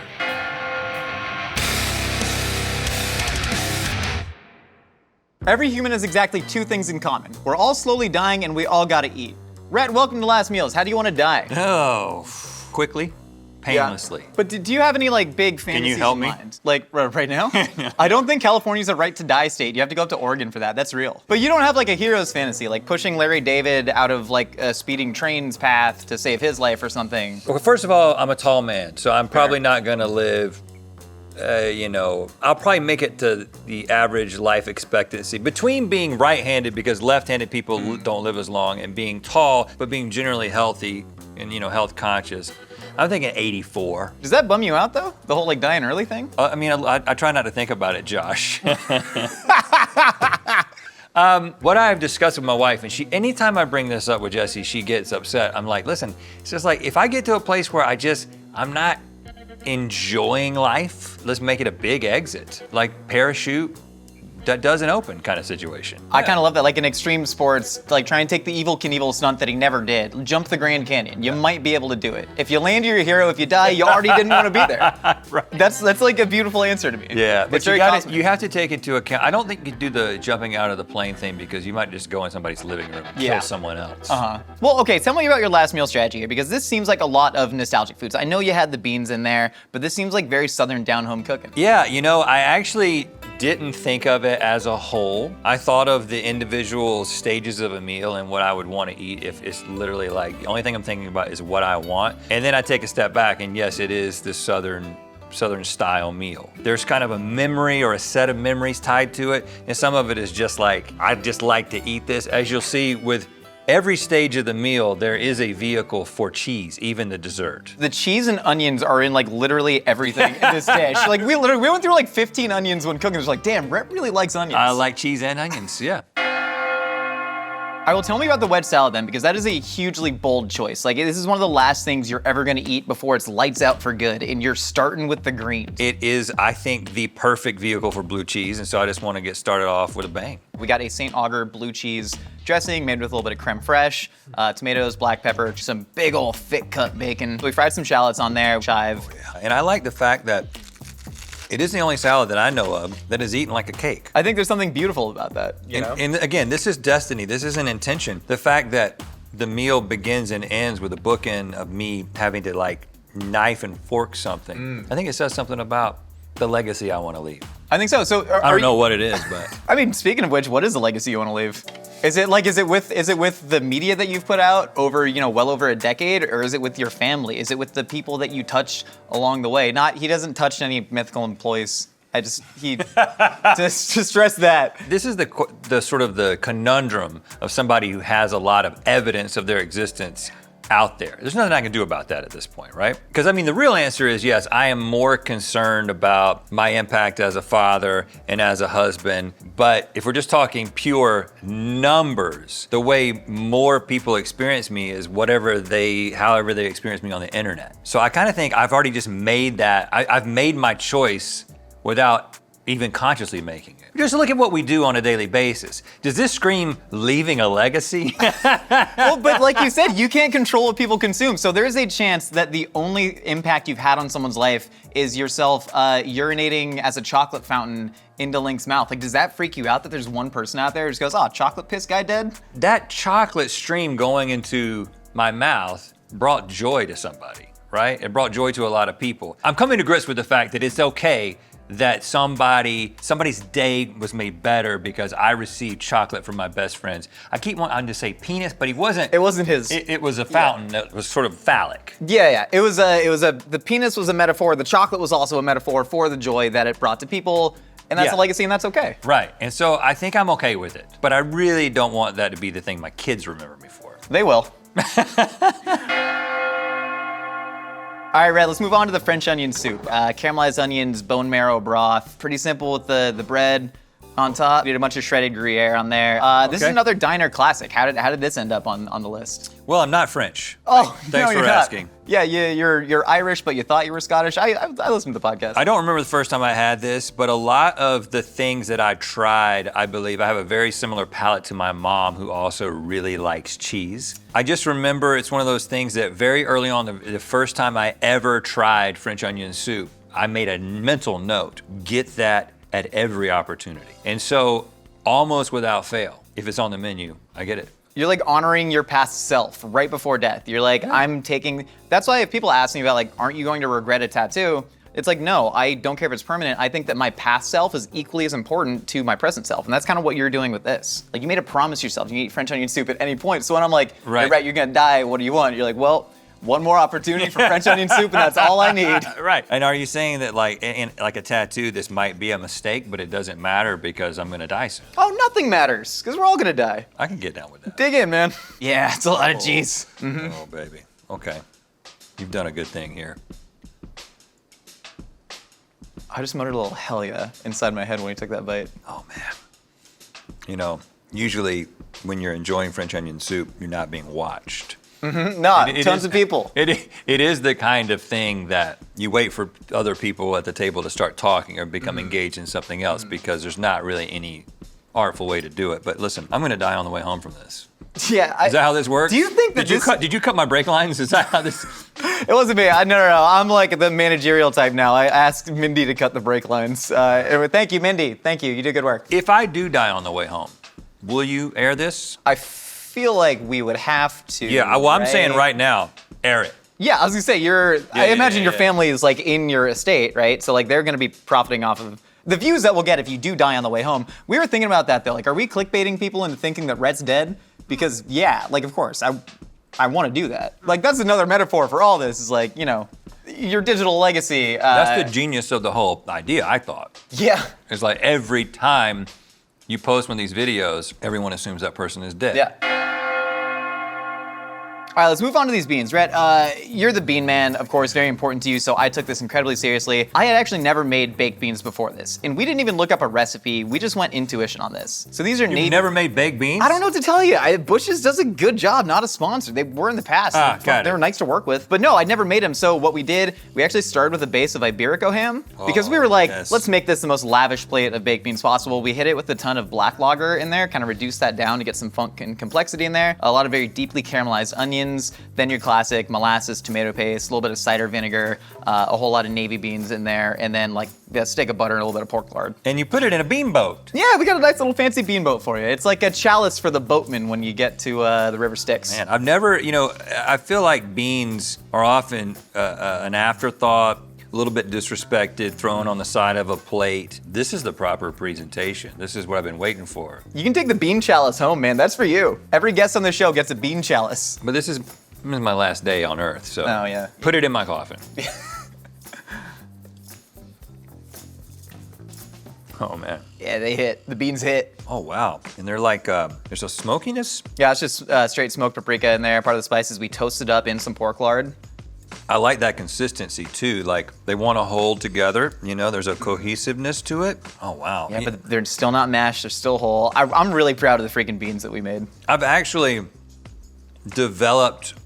had like a redeveloping of my appreciation for beans because, again, there's this weird thing that happens when you say something on the internet and then you get feedback for it. Like if you ask my mom, how does Rhett feel about beans? She'd be like, he likes them. But she wouldn't be like, he's got a reputation for really loving beans. Yeah. That happened because at some point I said that I like beans, which was true, but I like a lot of things. Sure. And then I was like, kind of like really stopped and started thinking about my relationship to beans. I'm like, is this an act?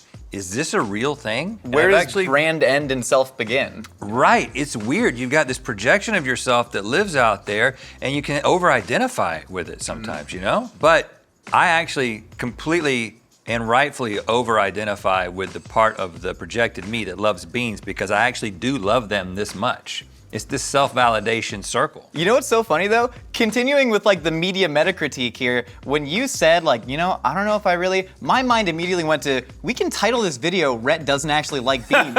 So that's where I was going with it. Like we're in the metaverse right now. I can redo that for you if you want me to.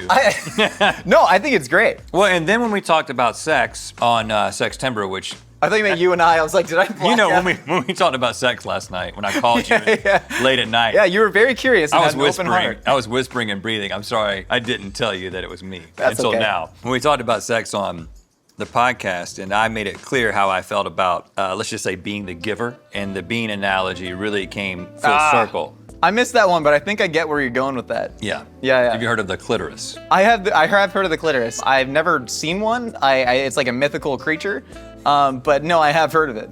Hey, speaking of clitori, that's the plural of clitoris, by the way. People think it's clitorises. You were famously Christian for a very long time. Yes, I was. Female pleasure, not a big part of that. This is my segue. Wait for the segue. Wait for the segue. I'm excited about this. I bet you really believed in the idea of eternal life for a long time. Yes, Josh, I believe that you needed to personally accept Jesus as your Savior, and if you did not, you would suffer an eternity in hell. I heard that too when I was about 10 years old, and I was a Jew living in a very big evangelical community. You weren't very receptive to that message. No, I was, is the crazy thing, because they told me I could have eternal life in just a garden of happiness, and I asked my grandma, like, hey, yo, do Jews believe in heaven? And she was like, eh.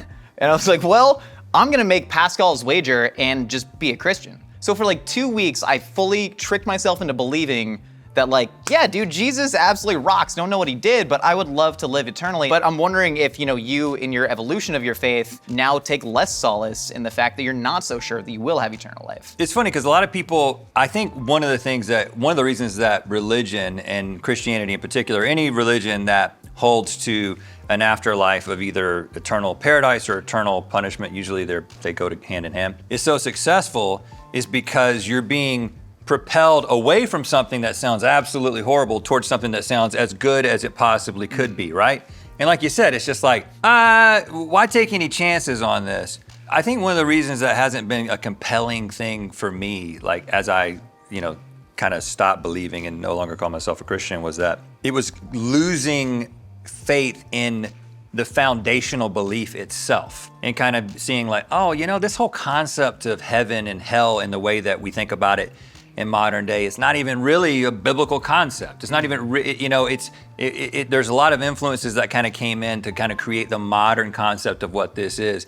And it's just like, and this is what I ask Christians sometimes. I'm like, okay, you ask me, am I afraid of hell? Well, are you afraid of the hell that's represented in the Muslim faith? Because according to a fundamentalist Muslim, you wouldn't be going to their heaven. Well, I just added one more hell that I don't believe in and one more heaven that I don't believe in. And so I don't live in fear of that. But I like the idea that this isn't the end, but I also find myself not really caring because it feels like something I can't, there's no tangible nature to it, right? And all you have is beans. Yeah, and I got these beans in front of me. Does something happen after all this? I don't know.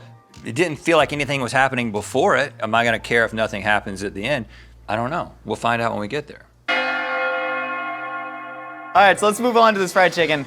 We went simple, classic, Southern. We just buttermilk, brine, bunch of hot sauce, a little bit of Tony Chachere's in there. Fried it up. This seems like an obvious connection to your Southern roots. Fried chicken, quintessential Southern meal. I don't think that there's a better bite of food that can be put together, I mean, I think that, and I've had a lot of really good food, and there's a lot of things I love, but nothing's ever exceeded fried chicken.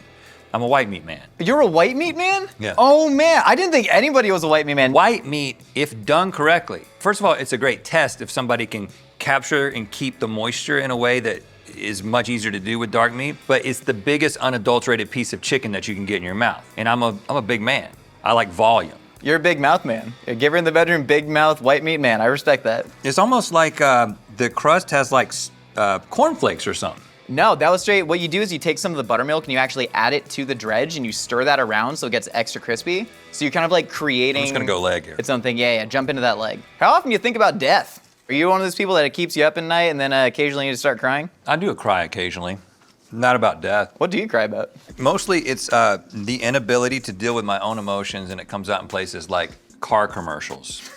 You're crying over the new Mazda RX-8? Yeah. Zoom. The thing I think about is I'm beginning to think more and more about the amount of time I might have left. And I think I approach it from an unhealthy place most of the time because I'm still, as much therapy as I've been through, I still have this performance mindset where I'm just like, oh man, I just think about those years I have, and then I'm like doing this quick math in my head. It's just like, okay, from a mental and physical capacity, I'm probably past my prime of like creative potential, but yet I think I have resources available to me that might be able to position me to do this. And I'm like, what can I get done in these fruitful years? And is that until I'm in my mid 60s? When do I become I start thinking about the life that's left, not the death that's at the end of it.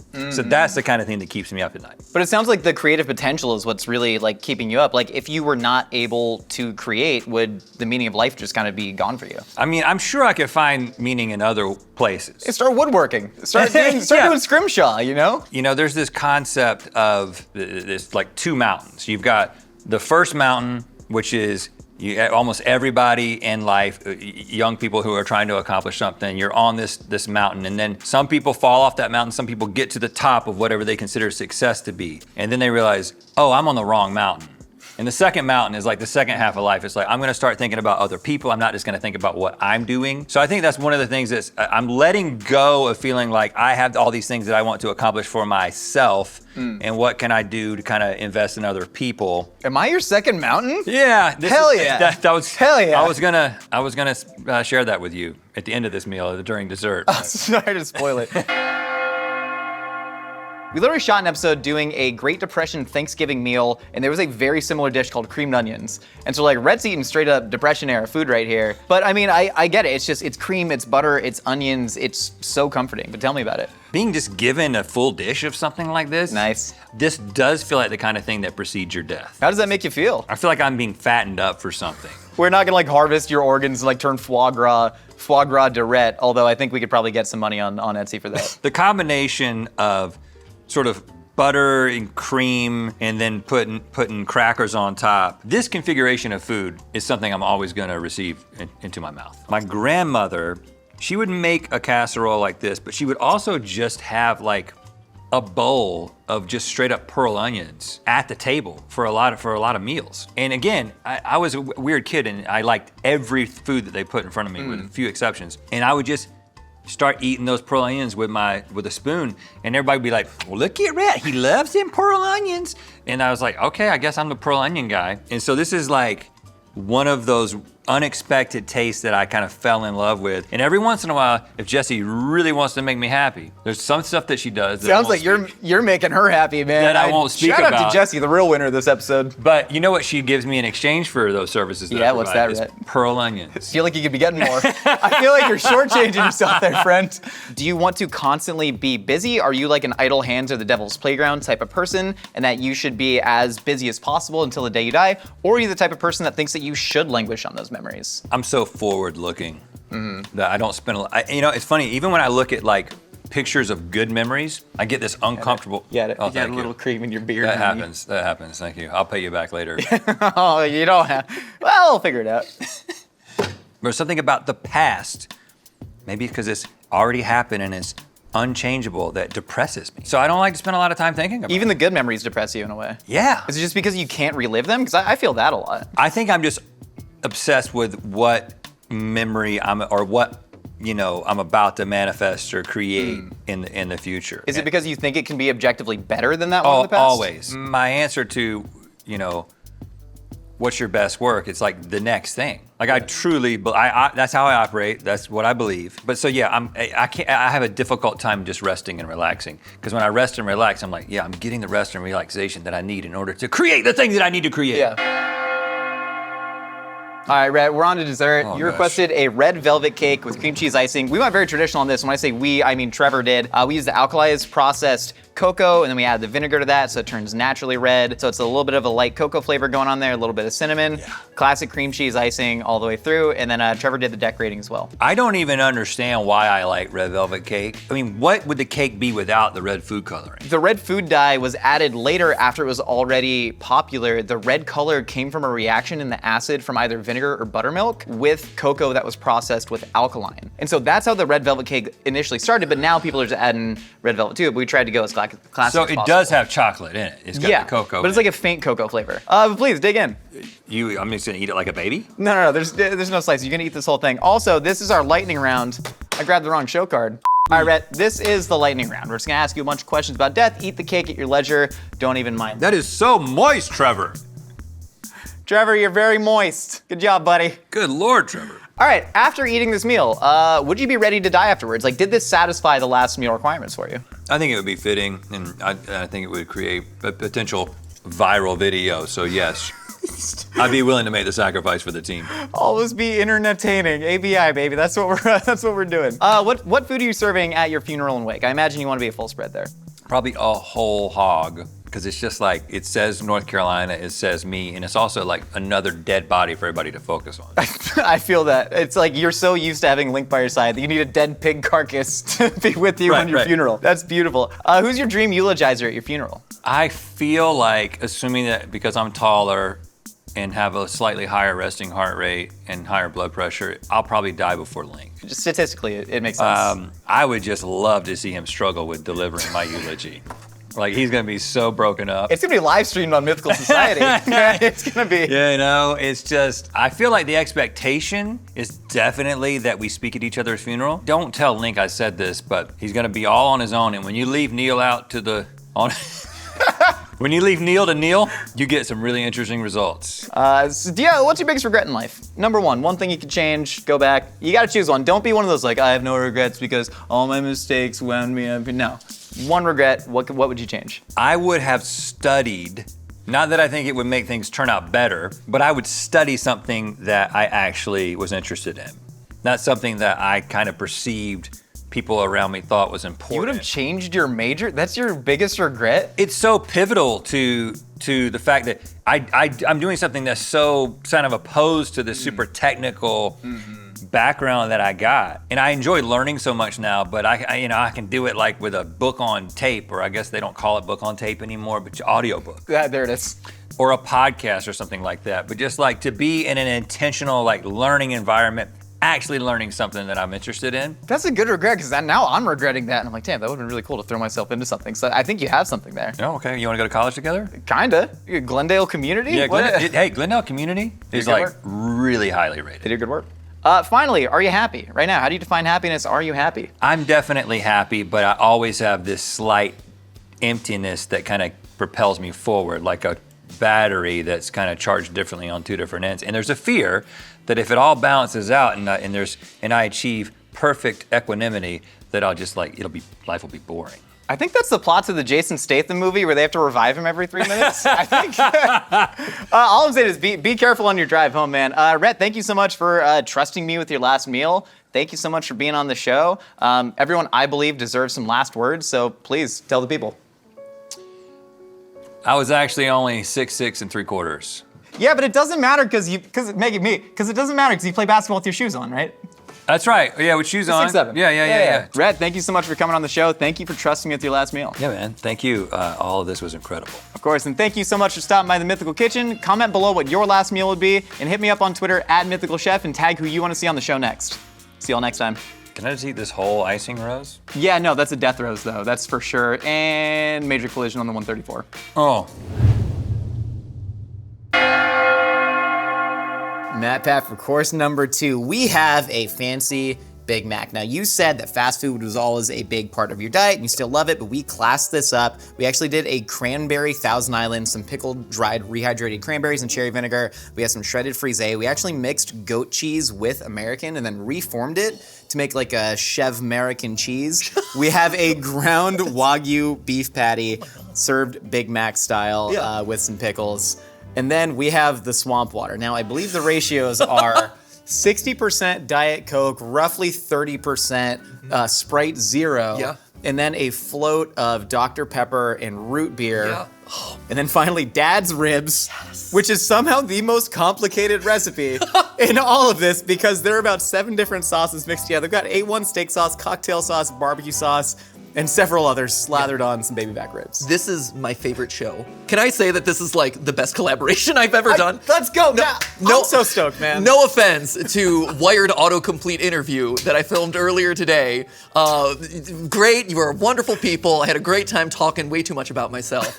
But next time, serve up my dad's ribs. This is incredible. Guys, we gotta delete the complete the sentence questions that we have for the next round. We're not going back there. Do I get to hold a board and reveal? That would be amazing. I wanted to make my own soda for a while. So if anyone from Coke wants to partner up with me to create this amazing beverage, slap my face on it, we'll make millions, my friends. I'll invest $50 right now. $50? I will Venmo you. That's it. We got the first 10% equity. That's a deal. 10% equity? Pull out the phone. You're Venmoing me. I'm too greasy I'm right yes-anding you right now. I'm going to Venmo you, right? Yeah, he's committed to I'm this. covered in mayonnaise. What's your Venmo? What is my Venmo? I don't know. Let's see. Do I have a Venmo? I have a Cash App. That's what I'm thinking. I don't have Venmo. That's okay. You want Zelle? Oh, ooh, Ian Hecox. We can send Ian Hecox $50. We can just send Ian from Smosh $50. Do it. I'll say this is from Matt Pat. Okay, what's this for? But 10% equity. Just say 10% equity. He'll know what it means. Okay, Matt Pat. Should I request it or pay it? Oh, pay it. Sent. All That's right. called passive income. There you go. Look at that. Did you expect that this would actually be a 3-way collaboration today between you, me, and Ian Hecox of Smosh fame? We're gonna A/B test him in the thumb, and then him out of the thumb. Okay. And then see what works. It should work less well, and that's no offense to Ian Hecox. That is just from my experience doing over a decade of analytics testing on the website. If you have too many faces in the thumbnail, it becomes white noise to the audience, and they don't click. Yeah, it's not additive; it's actually a subtractive effect. Let's take a bite of a hamburger, shall we? Ooh, That's something. oh, that's a win. Oh my gosh. I love that you recreated the shape of the cheese with such a better cheese. With you, retiring, stepping away from being the main host of the Theorists channels, how do you think that is going to materially affect your life? The fundamental concept of game theory was born out of just like my natural curiosity and my desire to find cool information and share it out with people. I mean, you look at videos of me when I was in college, right?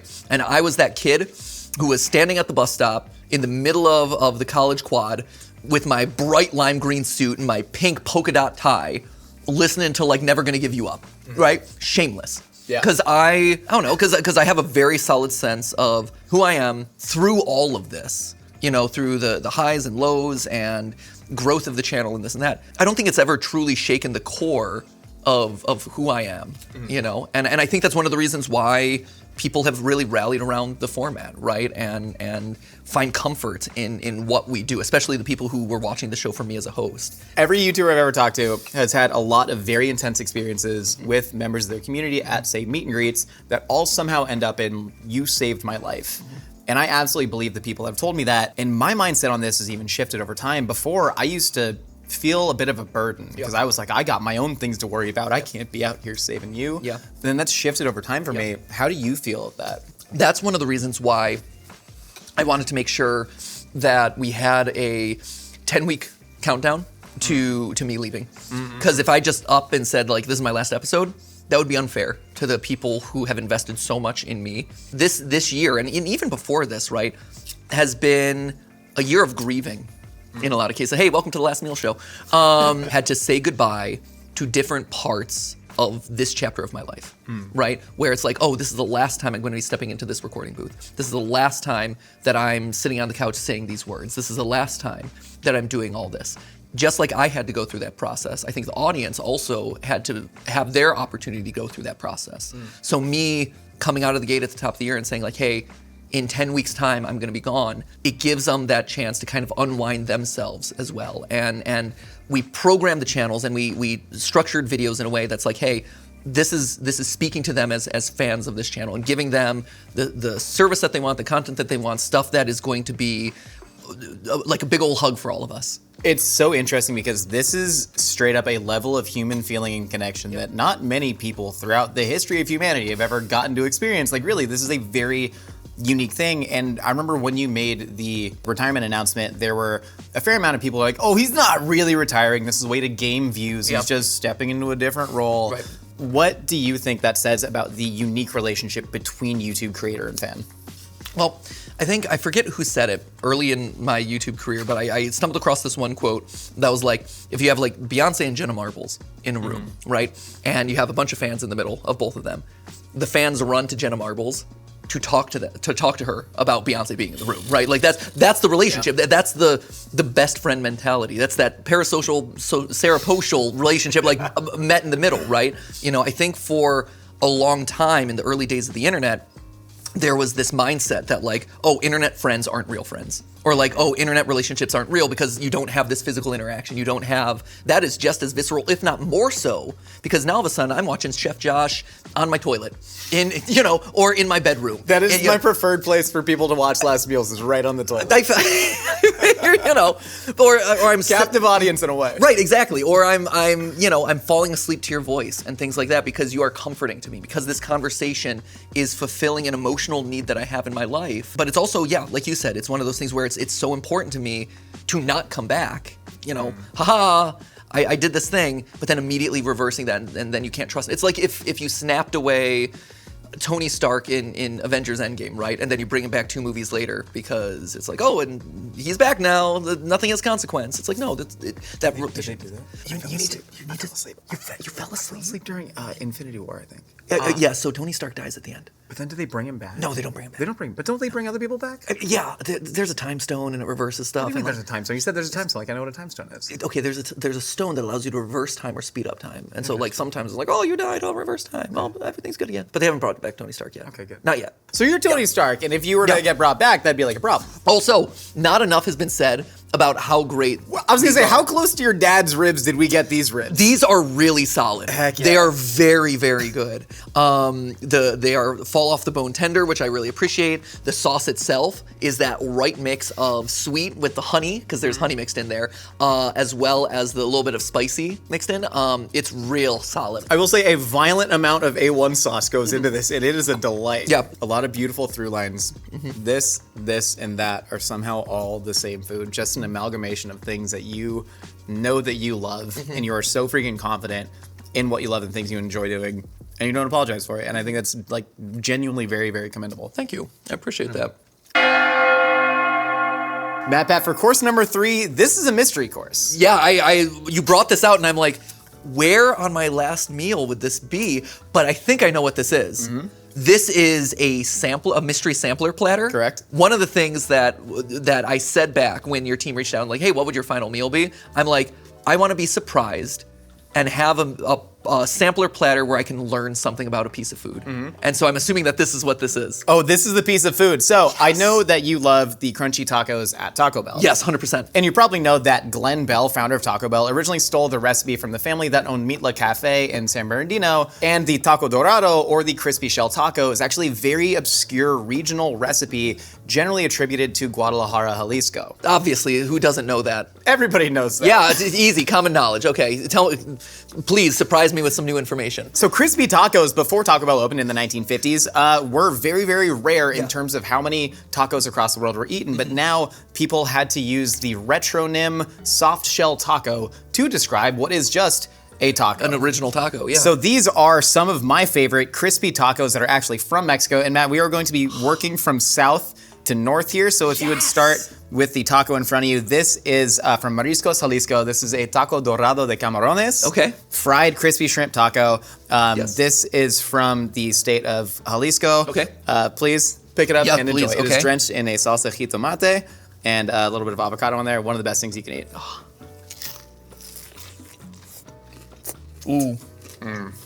But fish taco was the first food that really converted me into like, oh, I guess like regionality does matter, and what we in America call Mexican food or Chinese food or whatever is like so vastly different from the realities of local cuisine. If you love fish tacos, you're gonna love the next one. Okay. So this is from Mazatlan, Sinaloa. This is called a taco de marlin, or taco jamón del mar, ham of the sea.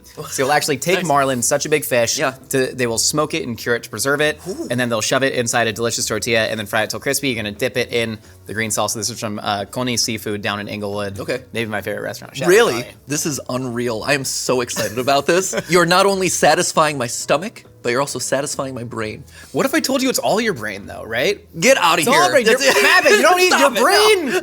Experiences the whole world, and that's beautiful. That's deep. Ooh. Yeah. Oh, and it's so different. Oh, see, this is what I love. This is it, man. This is it. This is life. When I sent this in, I'm like, there's no way that they're gonna do that. Like, I'm like, oh, you know, this might come like a cop-out, but legitimately, this is it. This is fantastic. Just like the first one was fantastic, but it is so decidedly different. Yeah. Awesome. I've been to Mexico, we live in California, we've tried a lot of different places, but nothing like this. You have surprised me, you have educated me, and I am so excited. That means the world, man. This Truly. is awesome. You, all of you, you're amazing. This is the best. All right, keep moving up. So now, birria de res. So a lot of people would argue that birria is only referring to a whole cooked goat, generally attributed again to Guadalajara, Jalisco. But you'll actually see if you go up north to like Puebla, some of those birria I've ever had is birria de borrego, which I actually made for dinner last night, ironically, or lamb birria. Okay. And so a lot of people think it is just a style of cooking. Birria de res, beef birria, became really big in Tijuana and then gradually moved its way up to LA and then gradually moved its way to Instagram when people noticed how cute these little guys, tinged with red beef fat, dunked into the consommé are. So dunk the taco like the French dip. This is great. And again, me pulling out the fast food stuff, one of Ollie's favorite restaurants is Moe's Southwest Grill. Good work. And recently they have a limited edition item on the menu, which is birria. And they're like hard to pronounce, delicious to eat. They say that? That is what they say. Oh, Yes, that is what they say in all the like posters in the window, right? And it's been my go-to order when it's like, hey, Ollie's, oh, what do you want to do before a swim lesson or anything? It's like, oh, let's go to Moe's. And so it's been my go-to to know that this is the original. That's awesome. OG. So It's here. good. I'm so hyped. Wow. We're moving north again. We're moving north. Yeah, Now we're okay. in LA proper. We're in Tijuana. Yep. This is possibly the genesis of the taquito. And this is actually a restaurant on Olvera Street in downtown Los Angeles called Cielito Lindo. Okay. They originally came from Zacatecas. Probably invents the modern taquito. It is based off of a taco dorado, but they actually rolled it. Taquito just means little taco, of course, so they can be made any different shape. But because of the fine work of the people at Cielito Lindo all the way back in the 1930s in Los Angeles, predating Taco Bell by over a decade. Fantastic. I Cheers, love. man. We gotta Thank take you. the tips. I love this little walk through taco history. Man, I am so satisfied with this. So it's cool to die right now, right? Like you're fine if you just, This is it, man. We've been designing a human trebuchet that if we finally get a guest to sign the waiver, which Yep. you declined, and that's fine, we're just gonna toss you in it and launch you over to the Try Guy studio. I designed an award-winning trebuchet my senior year of high school. Of course you did. Yep, I Why did. wouldn't you have designed an award-winning trebuchet? Yeah, it was called Old English, and it won that year's pumpkin launch. We set a new record for distance, but to this day, one of the most memorable days of school I ever had. When you're finally on your deathbed, Yeah. what do you think the actual stories and memories that are going to get conjured up are going to be? What's really exciting now about my life, and since having Ollie, it's really shifted the priority of like, I want to have experiences together. And I want to share those experiences with my loved ones. And, it's one thing to be an online influencer and be invited to a red carpet premiere and like, whoa, cool, and look at all the pictures and this and that. But it's another thing to be able to walk that red carpet with Stephanie. You're sharing it with someone that you love and that you care about. And it's not just like oh, look, I got a couple likes on Instagram. It's like, oh no, we did this together. We made something special. We experienced something special. When Ollie was born, I think it was just a couple days before, you had a really intense experience, a really tragic experience that you made a video about. Your editor, Ronnie, took his own life. Yeah. And there's this incredible juxtaposition of, somebody you were very close to dying and a new life being born. Was that just like a radical shift in perspective for you at that point? Yeah. It was, Stephanie was still in the hospital bed with Ollie, fresh in our arms or, off in the kind of like carrier area. And I remember both of us having to hop on the call with the wider team to let them know as soon as possible, I've always appreciated people, but to make sure that you're listening to other people, valuing who they are and the time that you have with them. And more importantly than anything, like, don't assume things about other people. It feels like it's a bit of a cliche when you look around online and like, oh, people suffer in silence, or like, oh, don't assume that people are okay or whatever. And that moment really hit it as truth, right? Was there's this person who's so important to us and someone that we really valued who we didn't know anything really about his life and all the things that he had gone through. He was very closed off about that. Life has a strange way of working out sometimes, where the timing of events line up in strange ways. And like you said, you have the departure of someone who was so important to us and so meaningful to us, and the arrival of someone new who is so important and meaningful to us. And death and life and this weird cycle. It's to this day like this bizarre reflection of each other that is unforgettable, and not in a good way, but in an impactful way for sure. Sure. And I know you really hate negativity online, people who go out of their way to just say cruel things. Yeah.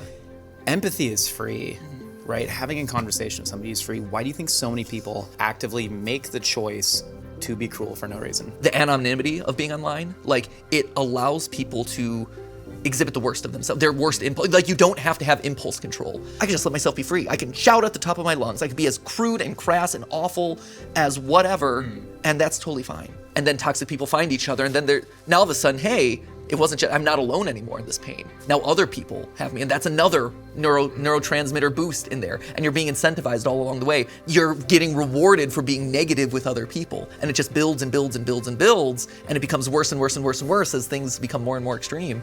And so it really is a difficult cycle, like a vicious cycle. And it's all built on the actual profit model of psychology of keeping people on the page. Right, yeah, and that's the underpinning of all of it, right? Is if you are a TikTok or a YouTube or a Twitter, X, whatever, Instagram, you actively have to choose to make your site less successful in order to promote more positivity.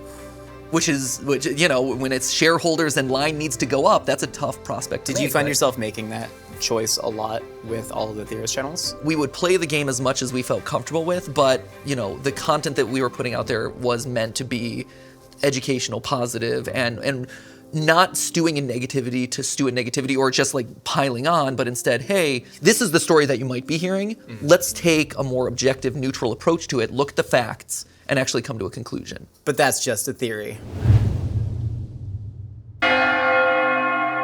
Jack, for course number 3, we have a filet mignon cooked medium with a peppercorn sauce, some garlic mash, and then a lovely Cabernet Sauvignon. Are you a wine guy? I am not a wine guy. I'm much more of a hard liquor and cocktail guy Okay. than a wine guy, as you can see by me doing the beer high pour on a Tell wine. me you have trauma without telling me. You know? I got into wine when I was like 28. I hated it when I was growing up. I tasted wine probably when I was like 8. But I remember red wine. White wine is so easy to drink. It's like juice. But red wine, I was like so gross. And then I was 28 and I was like, I'm different now. I can't taste sweet things I anymore. need a new thing to hyper obsess over. Wine is a great thing to do that way. Yeah. It can be lot of really mystery. pretentious if you want it to be, Yeah. but there is something about like taking your time with it. Oh, you did the inhale and everything. I'm not a wine drinker. You know what it is? He says as he full bong rips the wine. And with a steak, Dig in, man. it doesn't get more pretentious than this. This also feels like a nice, good pub meal. What's the most common food that people have come up with? Generally, like steak, like some sort of prestige cut, like a filet mignon. I think burgers probably up there. Something like fried and handheld from their childhood. Fries. Sorry, I stopped listening. Oh my God, I'm somewhere else. I had steak growing up, but it's like your parents cook it, they'd have no idea what they're doing.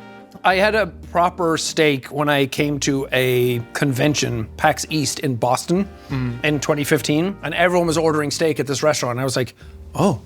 And they were like, I always remember the scene from The Matrix when he eats the steak, and I was like, food has never looked so good. And I was like, that makes steak look incredible. It's such a wet, meaty steak. But it's like, I want to like it, you know? Yeah. And then I remember my first steak and everyone was getting like medium rare, and I was like, I don't know, guys, I might gag when I taste it. And I tasted it and I was like, oh my God. Yeah, this is, You know? dude, you got some like talent here. I agree entirely. Don't raise their self-esteem or they're going to want to leave me, though. Do you ever feel like that? People are going to leave you? Always, I have a problem with it. I have a fear of abandonment, and I worry that I self-sabotage every relationship I'm in, Yeah, just like including me. friends. Anyway, down the hatch, everybody.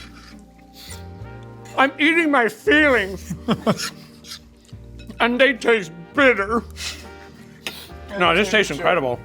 We don't have to talk about your abandonment issues. Can we just like chill? We can just chill. Can we talk about stocks and Wolf of Wall Street? Do you have a favorite cut of steak? It's actually filet, which is not cool to say anymore, but it'll be cool again in about 6 years. Oh, whatever. I know. Get off your Wagyu and your ribeye. No one cares. No one watches your TikToks anyway.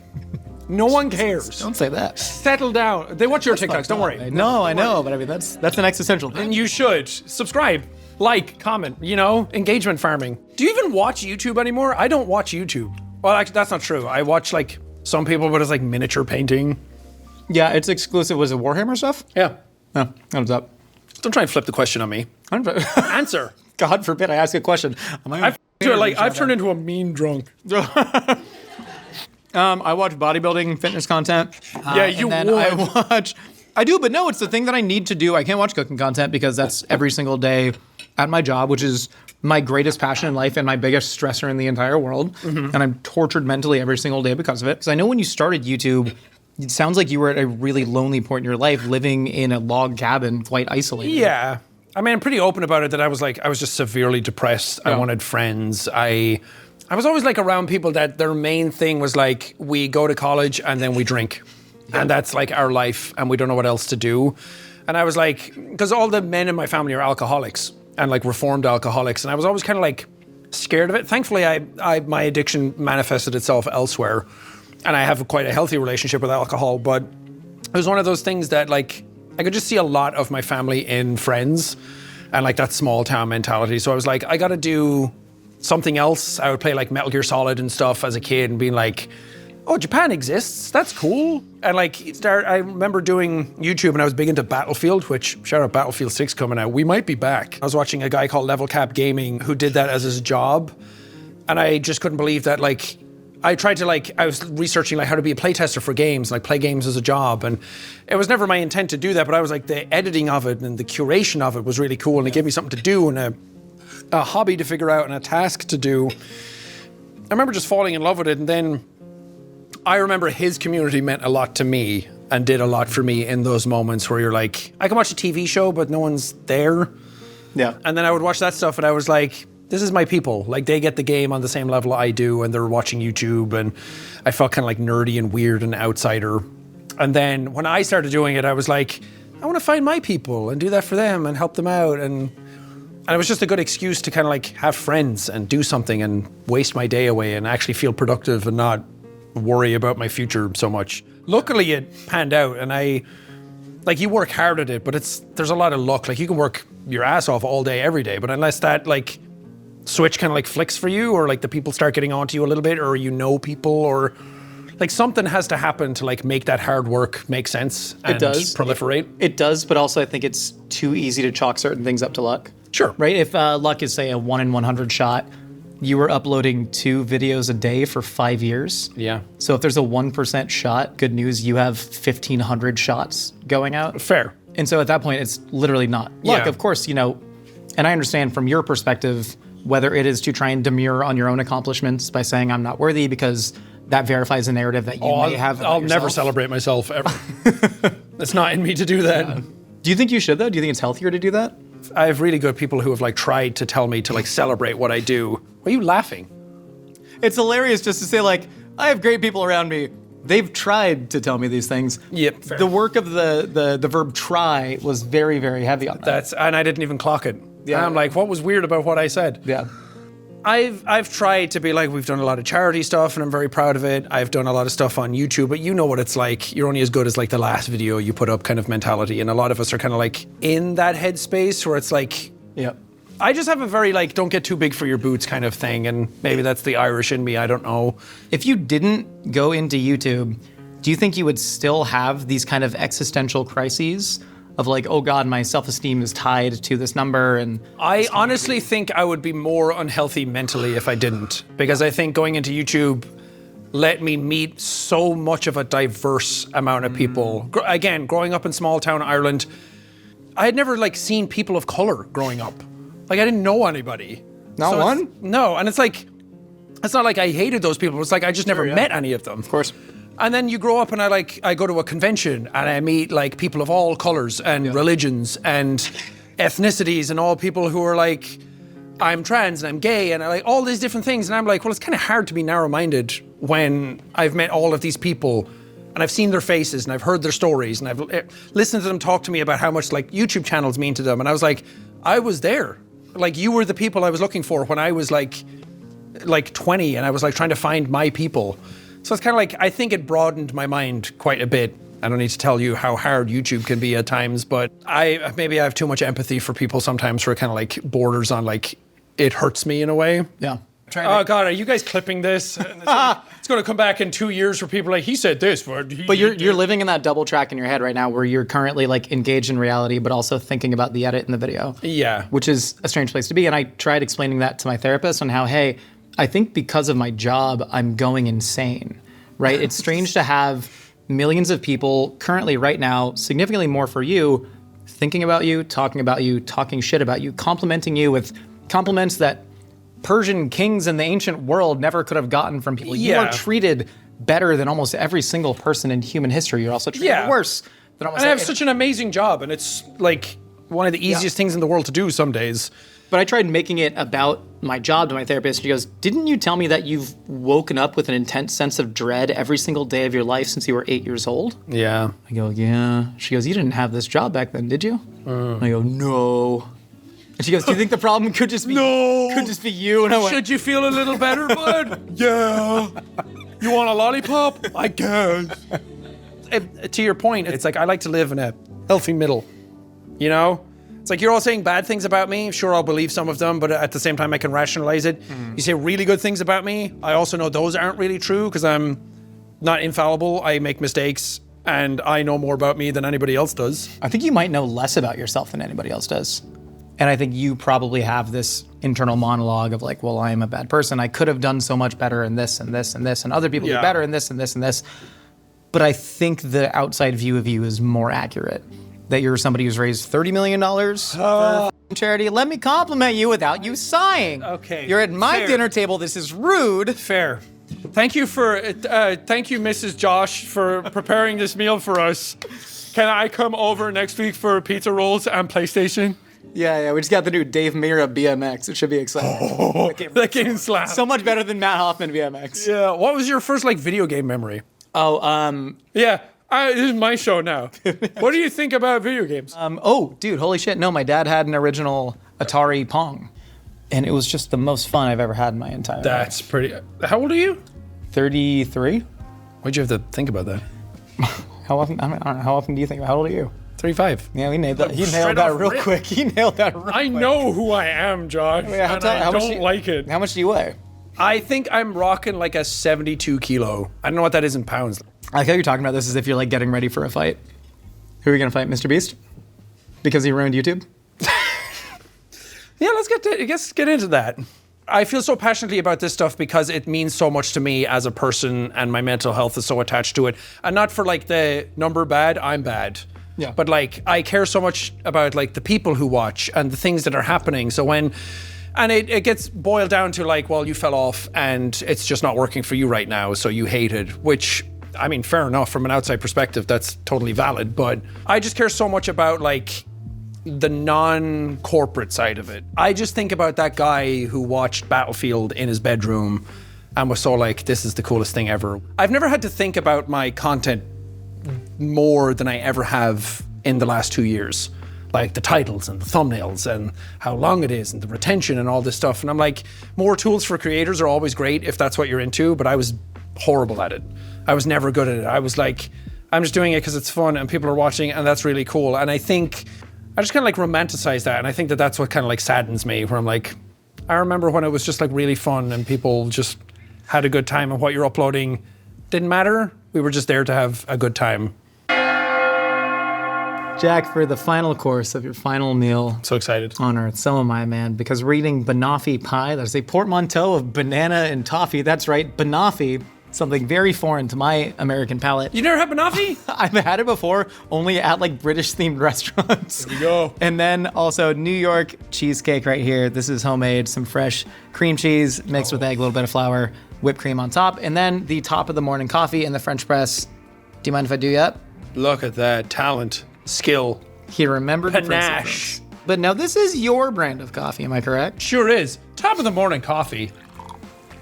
Get yours today. Pairs great with whiskey. Are you a coffee guy? Huge coffee guy, but more, I mean, as an ADHD haver, I assume you're like violently addicted to caffeine, right? Can't get enough. Same, but then that also gives you a tremendous amount of anxiety. So you're trying to like find that weird little line before. Hey, if God can't fix me, no one can. Caffeine is my God. Someone get him a drum kit and a writing pad right now. He's writing new music. Dude, folks. we're spitting. I'm one of those guys who's like, I don't really like chocolate ice cream. I like chocolate, but I don't like chocolate ice cream. I don't like chocolate sauce. I don't like mousse. It's really heavy and it kind of like overpowers the meal. There's no like No, I agree with that, yeah. vanilla and stuff. It's good. I agree. And I think there's as much nuance into vanilla if you really get into the nitty gritty as there is chocolate. I once had a single origin vanilla ice cream brand that actually categorized them from Madagascar vanilla to Tahitian vanilla to Mexican vanilla to Guamanian vanilla. You could really taste all the different kinds of vanilla. So was there a moment when you realized you were autistic? Like a single... I'm beginning to doubt it listening to you talk. I'm wondering if maybe I don't. This is really good. Yo, This is excellent cheesecake. who cooked this cheesecake? Show yourself. How's the banoffee? Consistent? I'm gonna have sex with it. Yeah. Hey, you can do that, man. What's the difference between having sex and making love? Intent. Intent and emotional maturity. Boys have sex, men make love. And some would say that you have to kill the boy to become the man. You don't.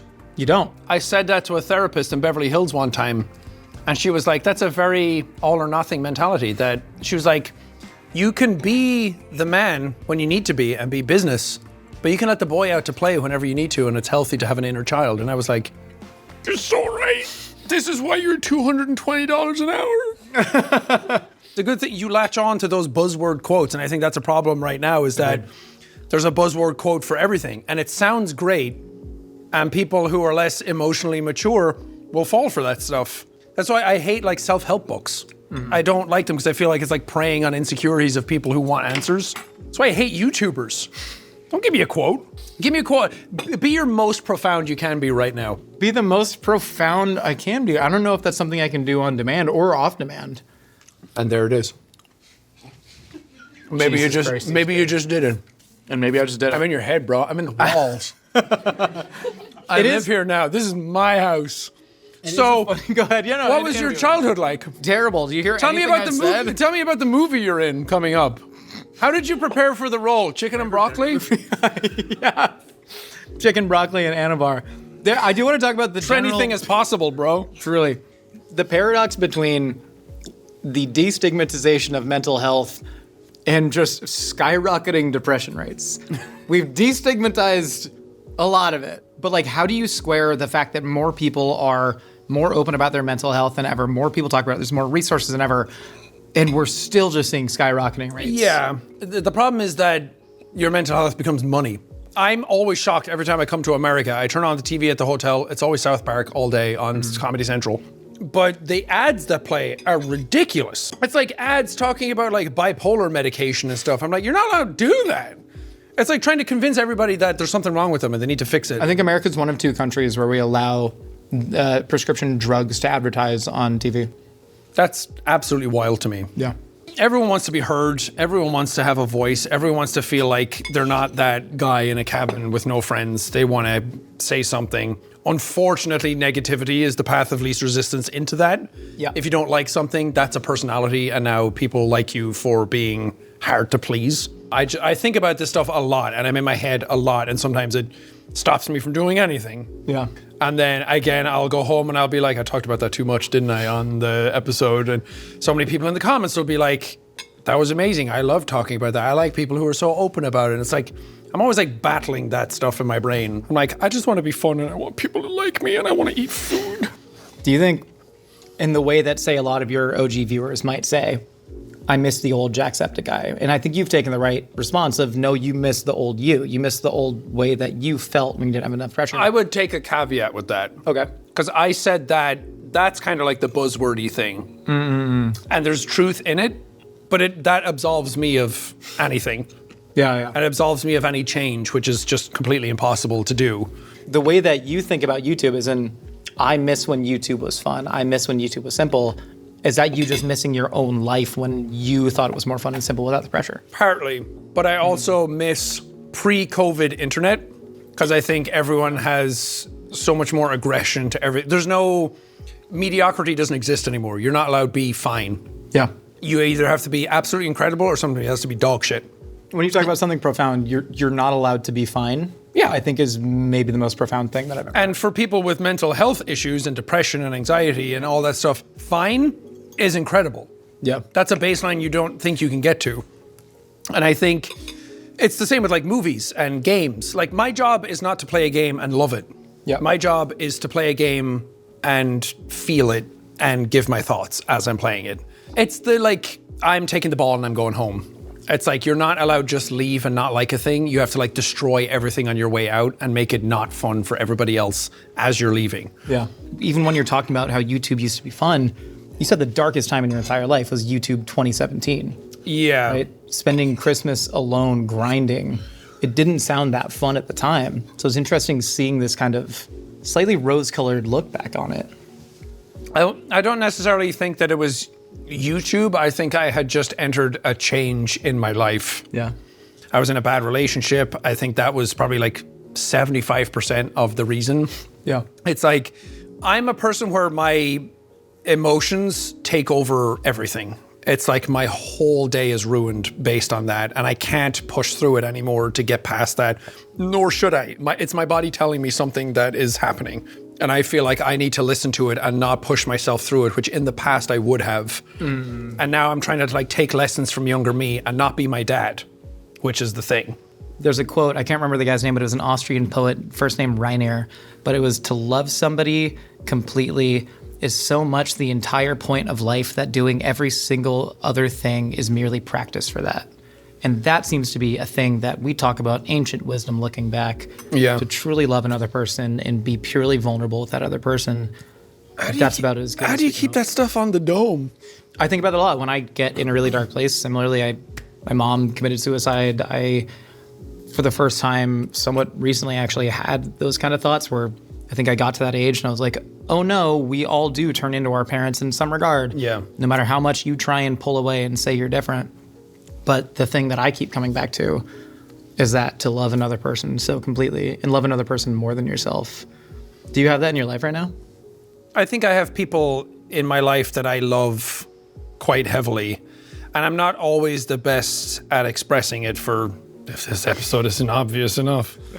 But I think there's an element of me that just loves people so much and wants to like see people do well and just figure themselves out, and maybe that'll help me in some regard, but there are people in my life right now that I love so completely that I don't know. It's one of those things, like, until you feel it, it's like, it's hard to describe. You're a kid and you're like, I love this person. It's like, no, you don't. Yeah. It's what you think love is in that moment. And right now, I think I'm in that place where I'm emotionally mature enough to like identify what it is and be happy.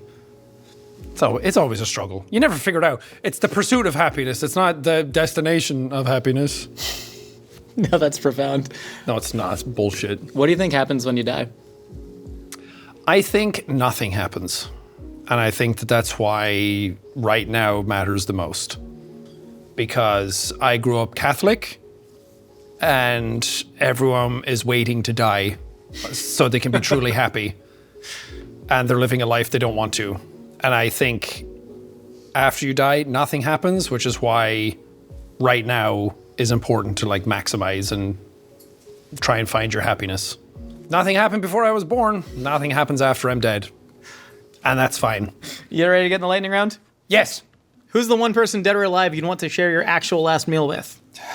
my dad. What song do you want played at your funeral? Bury the Light from Devil May Cry 5. Rank these gray hair icons: George Clooney, Karl Marx, Storm from X-Men, Halle Berry version. Storm from X-Men, number one. Karl Marx, couldn't give two shits about, couldn't tell you what Marxism? Yeah, Don't even know what that is. Marxism is believing that workers should own the means of production. Oh, so he was chill. Yeah. He was I mean, anti-fascist. like, depending on what you think. Yeah. Okay, so yeah, whatever. The rest of them, who cares? Bury them. Sorry, George, you're still alive, but he dyed his hair for a movie role, and I'm like, you shouldn't have done that. Ocean's 11's really good. Who's your dream eulogizer at your funeral? Hidetaka Miyazaki from Software, because that means I did something good enough with the Souls games that he's there. Do you still believe in Steve? No. What's your biggest fear? Death. Who's on your Mount Rushmore of metal drummers? Jimmy the Rev Sullivan from Avenged Sevenfold, Travis Smith from Trivium, Danny Carey from Tool, and Mario Duplantier from Gojira. And me, just sticking my thumb up in the picture. What's your greatest regret in life? Not going for some things that I really wanted because of fear of confidence. Are you happy? Yes, but I have a lot of stuff to figure out and I could be happier. I'm not living my true self. Put it that way. If you had to put a date on when you think you will be living your true self, then we can go back to that date and see if it actually happens. Throw one out there. Throw a dart. 2030, because I'll be 40, and if I haven't figured it out then, God damn it. Midlife crisis continues, baby. That's been Jacksepticeye, Sean McLaughlin. If you want to deliver your last words to that camera right there. Hey, love yourself, because you have to stay in here all the time, and no one else knows you better than you know yourself. I'm not locked in here with you. You're locked in here with me, is what I say to myself in the mirror every morning. Similar vibes. Okay, and then you go pump iron and eat so much food. John, I really appreciate this, man. This is an incredible conversation. Thank you. I had a lot of fun. Thanks for having me on. You're welcome back anytime to complete your midlife crisis. Talk about dead dads. I'll be back in 2030 to eat more food and have nothing figured out. Is your mom still alive? Yes. Come back when she dies.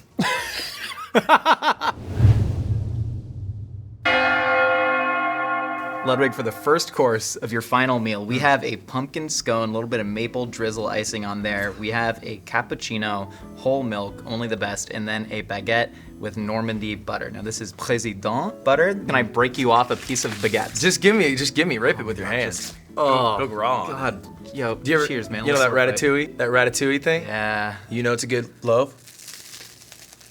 That's a good loaf, brother. We're eating good. So are we digging into the bread first? Dude, dig in, man. Talk to me about the baguette. You are French. This is the most French thing in the world. Yeah, so I'm the least French person in my French family because I'm the only person born in America, you know what I mean? Oh, interesting. Yeah, everyone else is born in France or like Sweden.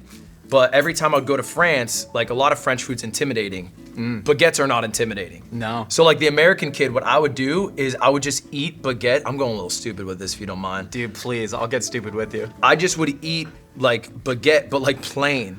And my mom used to get so mad at me, she'd yell at me, she would be like, ne mange pas le pain sec, which just means like don't eat plain bread. Like it's a waste of, you're wasting your food, you're just eating plain bread. And I was like, but mom, it hits. Did you say that at the time? You said, but mom, it hits. I was really advanced in my vocab. Baguette is fire. 1999. Oh, that's so good. Something about French butter. What are they doing to the cows over there? They're actually, so the grass is actually denser, especially in Normandy. That's why a lot of the best butter comes from there. And there's actually a brand in America called Plus Gras, which in French, plus gras. More fat. More fat, so richer grass creating more butter fat content, about 82%. There's only about 80 though. Damn, you're smart and shit. I think you're really smart and shit too. No, and I believe that. I think you do the thing where you demur and you say like, no, I'm actually dumb. But then inside the gears are turning really, really hard. I think I'm like if you were to pick Bowser in Mario Tennis, where some stats are like, he's doing really well there, and other stats is like, wow, his speed is really bad. Like, I'm very min-max. I was a Donkey Kong Jr. in Mario Tennis. That was your guy? I'm not a video game guy, and I know you said that you were the worst gamer in your friend group. I was also that generally. Yeah. Mario Tennis, I could beat the computer on hard with my feet. N64, that is a real thing, DK Jr. How do you find that out? I got too good with my hands, and I, had no challenge. You're a different animal, Josh. I feel like you beat things, you're like, I need a bigger challenge now. Kinda, yeah. Yeah. I want to talk to you about accepting new challenges because you've said you just want to bake bread, that you understand that your content creation days are by definition numbered because of course there are a lot of people don't want to think about it. And you just want to open a bakery. Dude. Your nice simple life, dude. I think people ask me a lot, like, what will you do after content creation? Sure. And so it's a question I've thought about maybe more than like most people think of like after their career. Because maybe it's like, oh, you go to 65, then you retire. Yeah. You're not being a YouTuber until you're 65 and then retiring. Nope. Unless you're Rhett and Link. Yeah, I don't know. I've just always loved bread. And I think like what's the most valuable thing you can do? It's like provide value to community. And it's like if you can just create amazing bread for your community, it's like you are one of the biggest pillars of that space for your local community. It's like same with being an amazing barber. Those are like the people who hold it all together. So, and this is the thing that I like, I don't like cutting hair. I like eating bread. I feel that. How much of that do you think is a desire for like real life social relationships as opposed to a millions of digital parasocial relationships? Yeah, I think it's like I want to see the tangible positives that I can add to like a local community. Yeah. Like the people specifically around me. Because I think sometimes I get wrapped up in like world problems. Yeah. Global issues, which are important, but like you read about it all day and then it's like, what can you do? And it's like, low key, not much. Yeah. right? You can raise awareness, but you have Yeah. everybody raising awareness on the topics that people are already aware of. And obviously there's like many people do great things on like on a global platform, but I think you see a lot more impact if you just help the people around you. And I think if everybody adopts that mentality too, it's like then the whole world is better for it. So it's like that's where you make the most impact. That's where I should be making an impact. You have 1 million people influencing 5 people around them, as opposed to 5 people influencing 1 million people. Around Exactly, yeah. them. Damn. Can I suck this down? Suck that down, dude. No, never ask anything. Also, Cheers. earlier he was like, "Has any guest finished every single bite of food?" And I was trying to tell him like we should. Forgot that there's like 9 sticks of butter coming out. That'd be tough. Yeah, we start with a full baguette, and then it's like, yeah, we have 9 more courses. Little happy. Dig into the scone, man. What's the deal with the scone? Oh my gosh. So, okay, my girlfriend, like, I say I have this dream of being a baker. She gets mad at me when I bring it up. Because my girlfriend, Cutie's a phenomenal baker. Like, absolutely could make anything I want. And the issue is, she does, like, weekly bake-alongs. And I'm not trying to break 200 pounds again. So I can't eat what she makes. But when she makes pumpkin scones, I eat it every time.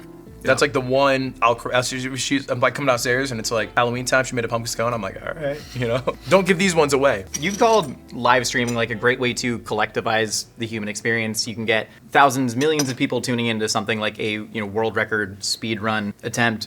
Do you think that there is any digital substitute for proper real life interaction? Because that's the thing that like scares me in general. Is there something sacred about actually like being in the same room with somebody sharing that experience? And do you think it kind of leaves it a bit hollow when it is something that's only digital? I mean, I think 100%, right? Like I think there's a lot of value, and I'll give you an example. Is like, I don't know if you know Rainbolt. He's the guy who's like the one really, that can like find anybody on the planet. Yeah, he sees like an Don't image invoke for his name. 0.5 He's gonna seconds. find me, man. He will. He'll be here in like an hour and a half. So watch out, everyone. But he lives in Thailand now, and so he's able to use like Discord and hang out with friends that he's grown up with or played games with to like keep that like friendship connection. And I think that's super legitimate and valuable. Yeah. But I also think like there's a like this like touch you like that you can't replace. The meat is important. It is. The meat is important. Like our human bodies and like I can touching. smell your pheromones and your emotions. You know what I mean? And you can like read my face, so facial expression. Like you ever get a text and you read it and you're like, why is she mad at me? Yeah, all and the then time. and then you talk to her later and she's not mad at all. It's just how you interpret. And so there's more layers that disjoint communication when it's digital as opposed to in person. I think all those layers kind of lead to an ultimate lack of empathy, which is the thing that frightens me the most. If you were to play pickup basketball with someone and you missed a shot and they said, "Kill yourself, loser," like you'd be up in their face. How many times Has that happened? in a Like video 10. game? How many times in a video game lobby has that happened though? Oh yeah. Even on a first 2 minutes of meeting someone in like a Valorant game, which has a voice chat feature, someone could instantly tilt because of whatever happened to them previously. Contextually, I don't know. Yeah. And then call me a slur. Like that can happen. does That happen. won't happen in pickup basketball, right? If I'm playing with people I don't know within 2 minutes of meeting them. Yeah. The friction to get there online is way lower because the consequence is way lower. Correct. Yeah. I think the consequences and then people's actual like internal guilt because they've grown up with that anonymity. I had to explain this to my fiance who was very offline yesterday. Okay. When I said, "Oh man, Ludwig's been like swatted a bunch," and she goes, "What is swatting?" Oh. And I had to sort of explain this from scratch to a person who had no idea. I was like, well, somebody will call in a fake bomb threat to somebody who's generally live streaming because then the police show up with their guns drawn, press it to their temple, and I don't know what end then. And she goes, why? Why would anybody? Do they know how And it was really funny seeing it from a fresh perspective. Do you think we're just raising a generation of emotionless, empathy-less monsters? No, I don't. I like to believe that it's not like future generations are screwed and we have way less empathy. I mean, there's obviously more power in the internet and the ability to like find information, but I think this is like something that you learn and you grow and it changes, throughout time. Like I don't think the people who are calling in SWATs are 35-year-olds with a family. Yeah. Right? You know what? I have a lot of hope in the future generation. Yeah. I think they're a good group. Talk to me about watching sunsets with a 55-year-old Taiwanese stranger. Tungla? Tungla? Oh my God, I'm saying it wrong. It's a tonal language. But yeah, I lived in this area that had like a hiking trail. And I was in this phase where I would go on my Vespa over this hiking trail, like a 75-year-old man, and stretch at sunset. That's how I would just stretch. You said you're not 30 yet. Yeah, I'm acting like, this is like 3-4 years ago too. And I'll go like 3-4 times a week.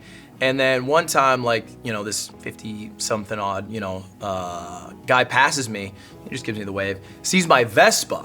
And he's like, I used to drive one of those. And we just get to chatting. And then every single time I would go, because he would also walk at sunset, we would just keep talking. And this happened like time and time and time again until we exchanged like WhatsApps. It's cool talking to someone who's like from such a different background, different generation, different part of the world. Because I feel like it grounds you, you know what I mean? Yeah. Like I can learn a lot from this guy because I'd have zero of the experiences he's had.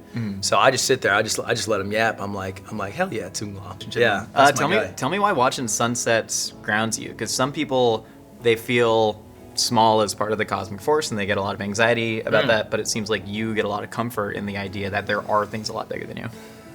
Yeah, I don't know. I think that's like cool. You know what I mean? Like everyone's seen a sunset, and when I say everyone, I mean like everyone who is living now and who has ever lived. Yeah. And like they've experienced it, but it's always like a different sunset in a different part of the world that might look more beautiful, less beautiful, whatever. So I think it's like it's connecting to me to like the broader human species in a way that like, you know, other things can't do.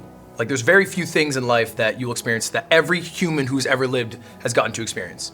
You're saying that sunsets are the world's first live streams. In a way. Damn. In a way, I imagine like, you know, like probably in like, you know, 55 or maybe, I don't know how old. When did we start? Like in 600 BC or something? You think humans started in 600 BC? Maybe it's been like- maybe 7? 6,000 years, right? I think it's been like roughly 200,000 years. Am I crazy? Tortillas were invented 12,000 years ago. Why are we both looking at Damien? Damien, why don't you? Who's got us? Who's got us? got How old is the someone? human species? I imagine back in the day after they were hunting, you know, big ass mammoths, they're all like, yo, guys, sunset's starting soon.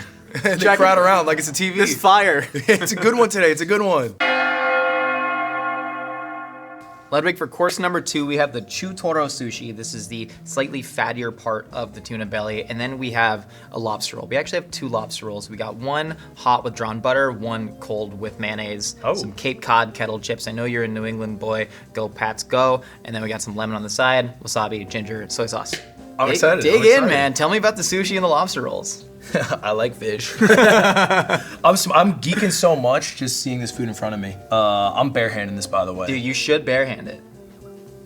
I've had the opportunity to travel a few times. And for whatever reason, I think just because of Naruto. But since I was like 12 years old, I love Japan. When I was in college, I tried to do the JET program, which is where you go to Japan to teach English. I got denied. I got On what rejected. grounds? I don't know. When I later told Chris Broad, who's a Japanese YouTuber, that I got denied, he laughed in my face and he says, nobody gets denied.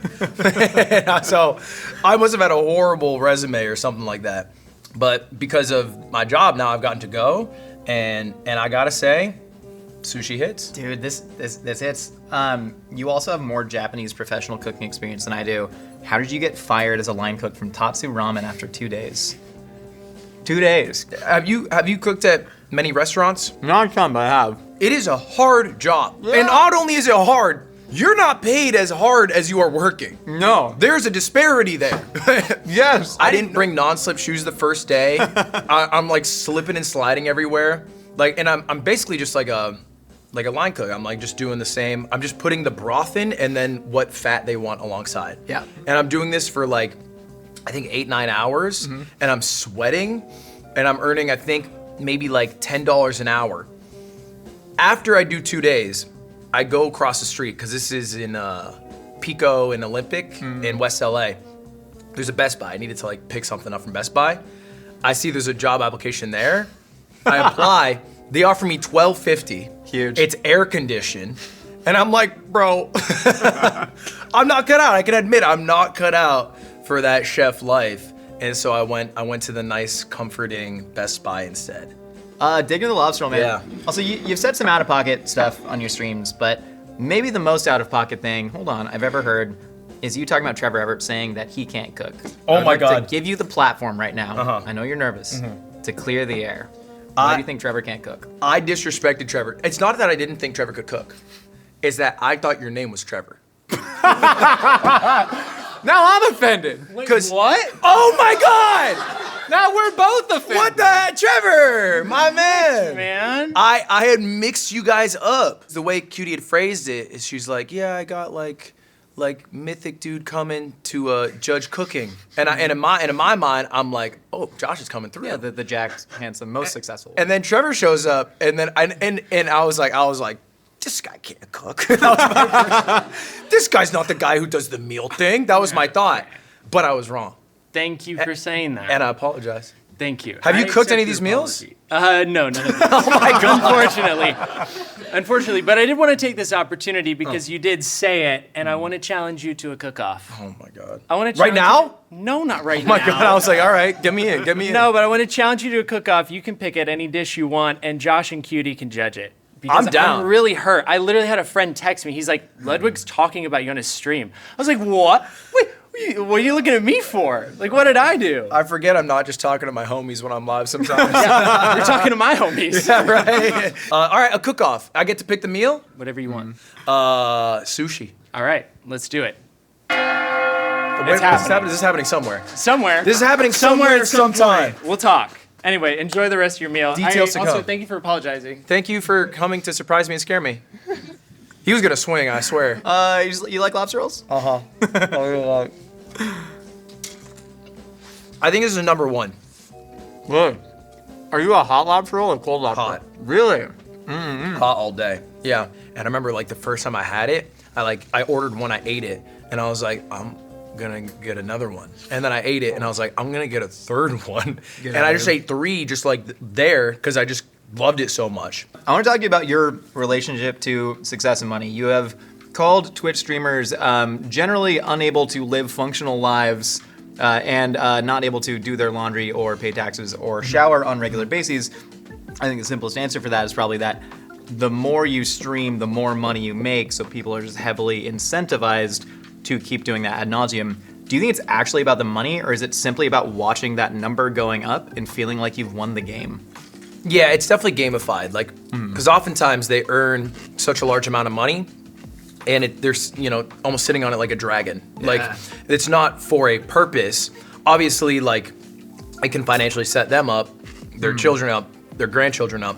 So there's always value to money. But I think Twitch and the other streaming sites as well have gamified streaming so much that they care less about how much you're making and more about almost like their relevancy and their average viewership being high and like new peak concurrent viewership numbers. The real currency is just attention, right? It's just keeping people transfixed. Yeah. And that comes from both the supply and the demand side, both the audience and the people actually doing it. Your self-worth becomes Yeah. attached to how relevant you are, which you can objectively see if you go, there's a website, solynome.com, that ranks you. And you have a ranking on how good you are doing. And if you're doing bad, it goes red % down, bad month, bad week, bad year. And you feel bad when that happens. So I almost think it's like a defense mechanism to feel better about themselves. They work harder than they really need to. Yeah. And maybe I would say also like they work less efficiently. Like they're just putting all their time into streaming instead of like maybe being more well-rounded and knowing how taxes work or whatever. You seem like you have a pretty healthy relationship with money, though. You've talked about like the 2 phases in life as it pertains to money. The first is trying to get safety and security, set yourself up with maybe a house. And then the second, which is like kind of where life almost begins, is like what fulfills you and actually makes you happy. What stage are you in right now?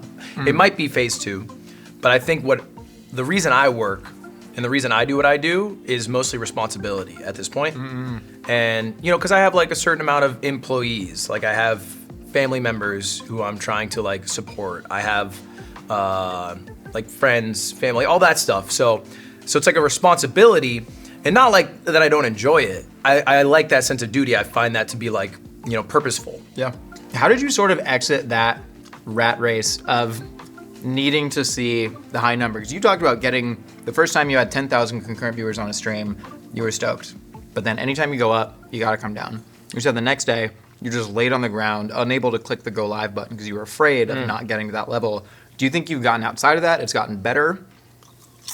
Yeah, that happened a lot. That probably happened like 10 times where I'd have an incredibly good stream, but your best stream is only as good as your next stream. So if your next stream is bad, then that's what people know you for. Like, it's not like a film director. It's not like James Dean. He did 3 good movies and he's the GOAT. You know what I mean? Like, that doesn't happen if you do 3 good streams. And the way I got over it was by kind of sucking it up. I was like, this is a me thing. This is a my brain thing. This is a my expectations thing. I can't start setting these insane expectations of myself because I'm just me. Do you think part of that is you streamed for 31 straight days, 24 hours a day? It seems like there's nowhere more you could push it from there. Do you think you hit a sort of terminus? Yeah, I think so at that point I was still like deep in the rat race of like, bigger number, better person. That's the thing I used to say. And obviously like for that month, I was like the biggest Twitch streamer, both in like hours watched, and then I hit like the most subscribers anyone had hit, which was like a cool milestone, an achievement. And I thought after that, I was like, I made it. Red carpet, all right, paparazzi. And I went live and then like crashed down. Yeah. Like crashed down to almost less than I had before I even did the subathon. And I was like, I thought things were gonna be different. And they weren't different. And so then I realized like, okay, I have way too much value in a number that I don't have that much control in. So I need to start spreading where I find value in myself outside of a single number that I can't control. And I should put my value in things I can't control. Yeah. What's the biggest source of value that you find right now outside of any sort of numbers? I think it's like the value that I add to the people around me. Like I think that like makes me feel the best. The meat matters. Yeah, and I think that's it. I think it's literally like, can I make the lives of the people who I love better? And if the answer is yes, then it's like, good day. Yeah. I love that, man. You ready to go to course number 3? I'm so ready. Trixie, for the first course of your final meal on this earth, we have the number 6 veggie sandwich from Jimmy John's, nothing but the finest. And then we have the fresh, fried, beer-battered Wisconsin cheese curds. We did import the cheese curds straight from Wisconsin. No, you didn't. We absolutely did. We also are using I believe Milwaukee's Best Light to beer batter them. And then we have the Diet Coke, of course. Cheers. Thank you so much for being on the show. Cheers. I mean, listen, I know the girls at home are like, everybody yells at me that Diet Coke is bad. It's really made me think normal soda is all too sugary and crazy. It's not fizzy enough, too. The sugar gets in the way of the fizz, and I'm here for the fizz. No, I guess drag queens love straws, but I've been trying to get off the plastic straws. Apparently you guys are fine with it. You asked me if I had been canceled earlier. No, but I can't wait. Isn't this f***ed up?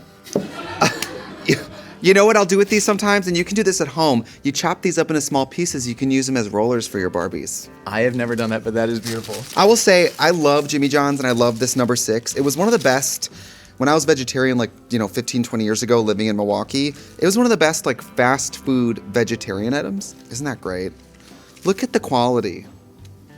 People hate Jimmy John's too, but I also love Subway. I like sub sandwiches. Is that so bad? I think you were talking about your Midwestern roots and loving Why are you chains, yelling feeling at the me? comfort. Well, I'm sorry. I think you were talking about your Midwestern roots that you really love chain restaurants. Is this bringing you back? So I love this place. I used to be a delivery driver for a place called Herbert and Gerbert's that was a sub sandwich place. Sorry, called what? Herbert and Gerbert's. Herbert and Gerbert's. Uh-huh. In this economy? Yes. God. Well, not anymore. They're closed. Oh, yikes. But I used to be a delivery driver for them. And I sold sub sandwiches. And I still love Jimmy John's so much. Sometimes after work, I would leave Herbert and Gerbert's in my outfit and go in my Urban and Gerbert's outfit to the Jimmy John's, and I'd feel like a traitor. Big sunglasses, you know why I'm here. Just put it in the bag. Didn't even have the decency to cover up, put a sweatshirt on, nothing. You wanted them to see you, huh? Well, I put on a bed sheet and cut holes in it, but then I was a ghost. It was all very weird, you know. It's like a French bread, and it has just a provolone cheese, shredded lettuce, cucumber, tomato, mayo. It's not a lot to it, but I'm one of those horrible people that doesn't like flavor. Just give me the nice, bland roll of food item. I would do very well in space. Here's your mashed potato granola bar. This kind of feels like a sandwich that would be 3D printed on the NASA space station. You know what I mean? There's something unreal about this. There's no cracks in the bread. I had to crack it myself. It's delicious. I thought you had chosen Jimmy John's because you have trauma from Potbelly Sandwiches rejecting your open mic audition in Milwaukee. Let's talk about it. Let's talk about it. Let's get into it. Yeah. So I lived in Milwaukee for a long time, all through my undergrad. And the Potbelly's on the east side. The week I auditioned for RuPaul's Drag Race, I auditioned for Drag Race. and I auditioned to sing and play guitar at the Potbellies. And I got on RuPaul's Drag Race, and the Potbellies said, "No, thank you, not at this time." I don't remember what I sang. I'm sure it was like, Wonderwall or something cringe, Great song. Turns out there's a surplus of white men playing guitars. Yeah. Who knew? So I did the other cringiest thing now, which is be a white man who DJs. Yeah, how did you decide that? Because in the Solid Pink Disco Tour, you're going to be DJing. You had this like very hard turn to like a June Cash kind of figure earlier in your career. Why DJ now? Well, during COVID, when all the bars were closed, all my beautiful gay bars in the world were just shut down. And I just, coming up in drag, you get used to the thumpa thumpa. You get used to your local DJ up in the DJ booth breaking a brand new song to the bar, and everyone hears the hottest, coolest, freshest music. During COVID, I went out and bought a club standard setup and just put it in my living room and just chained myself to it and just learned and learned and learned. And it's a great art form because you can never learn enough. There's always, when you work with another DJ or something, you look over their shoulder, you see them do something you've never done, you're like, whoa, that's cool. Yeah. So come see my Solid Pink Disco Tour. It's a little like, I was always that person in the car who needed the aux cable, or I pouted. Yeah, I get So that. it's like having the aux cable and being paid for it. Dig into the cheese curds, please. This is a Wisconsin delicacy that I'm not that familiar with. Girl, let me tell you. Okay, so I love being from Wisconsin. You know how Lady Gaga is always like, I'm a good little Italian girl from New York? That's me being like, I am from Wisconsin, So this is a beer battered fried cheese curd. Sometimes in the world people are like, I've had cheese curds. This is a beer battered fried cheese curd. They basically create a batter with real beer. And if you're in Milwaukee, they'll usually use the beer that they make in the bar. Yeah. Milwaukee's cool because a lot of the bars have their own brewery. They make their own shit. It's really cool. And they deep fry it. And so you have a crunchy exterior with a soft, like gooey cheese inside. And it's amazing. Has anybody here not had one of these? Everyone, Are we she not will supposed to break throw the wall? one. No, break the wall. Break I do the wall. whatever. Throw one in Dowd's mouth if he consents to it. Will you eat it? It's so good. It's going to change your life. How are you with lactose? Jake, come on. Jake, Come on. eat a cheese curd. Jake, don't be shy. When are you gonna? Why am I okay. the first person to offer food to you guys? Are you Seems guys pretty okay? fucked up. The food insecure staff here? Oh my God. How are you supposed to get them to do work if they've already eaten lunch? No, that's what we threatened. I know. You You're won't doing get the great, lunch. and for legal purposes, that's a joke. This is like the fourth time all have gotten canceled. What do you think? It's good, right? There's so many good restaurants where you can go sit and order one of these with people who've never been to Milwaukee. And sometimes you can build something up and it never delivers. People always love these. It's so awesome to see how much like love you have for Wisconsin I love it. in general, because so many people could like see your story and immediately put it into a trope, right? Of like growing up gay in a rural town in Wisconsin, and then finally making it to the big lights of LA and getting to be themselves and like, forsaking where they came from.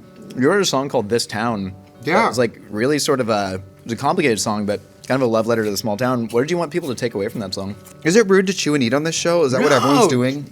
That's what I was doing. I'm the most disgusting eater possibly, and I was gonna I say try something and about I can do it even more because that'll make you look better by comparison. If you spit food on me, I'll bat my eyelashes and it will go right back to you, okay? I think I've seen that anime before. Yeah. Totally. I love Wisconsin. It's beautiful. The people are sweet. It's just really nice, cool people. It's not as religious as the South. And so even though we do have, Catholics and Lutherans and all that, but Wisconsin to me does not feel predominantly scary Christian. I mean, we have conservatives, obviously, but we still have a lot of hippie dippies. Yeah. Like I grew up in a family where my mom was just a stoner hippie who was like, do whatever you want, fall in love with whoever you want, live your life, who cares? And I went to a town that was so small that I went to like kindergarten with the same people I went to like high school with. It's like, yeah, I might have been swishy or whatever, but you've seen me be swishy since we were like at nap time, So I never really got bullied because it's like we all know each other's moms, what car we drive, where we live.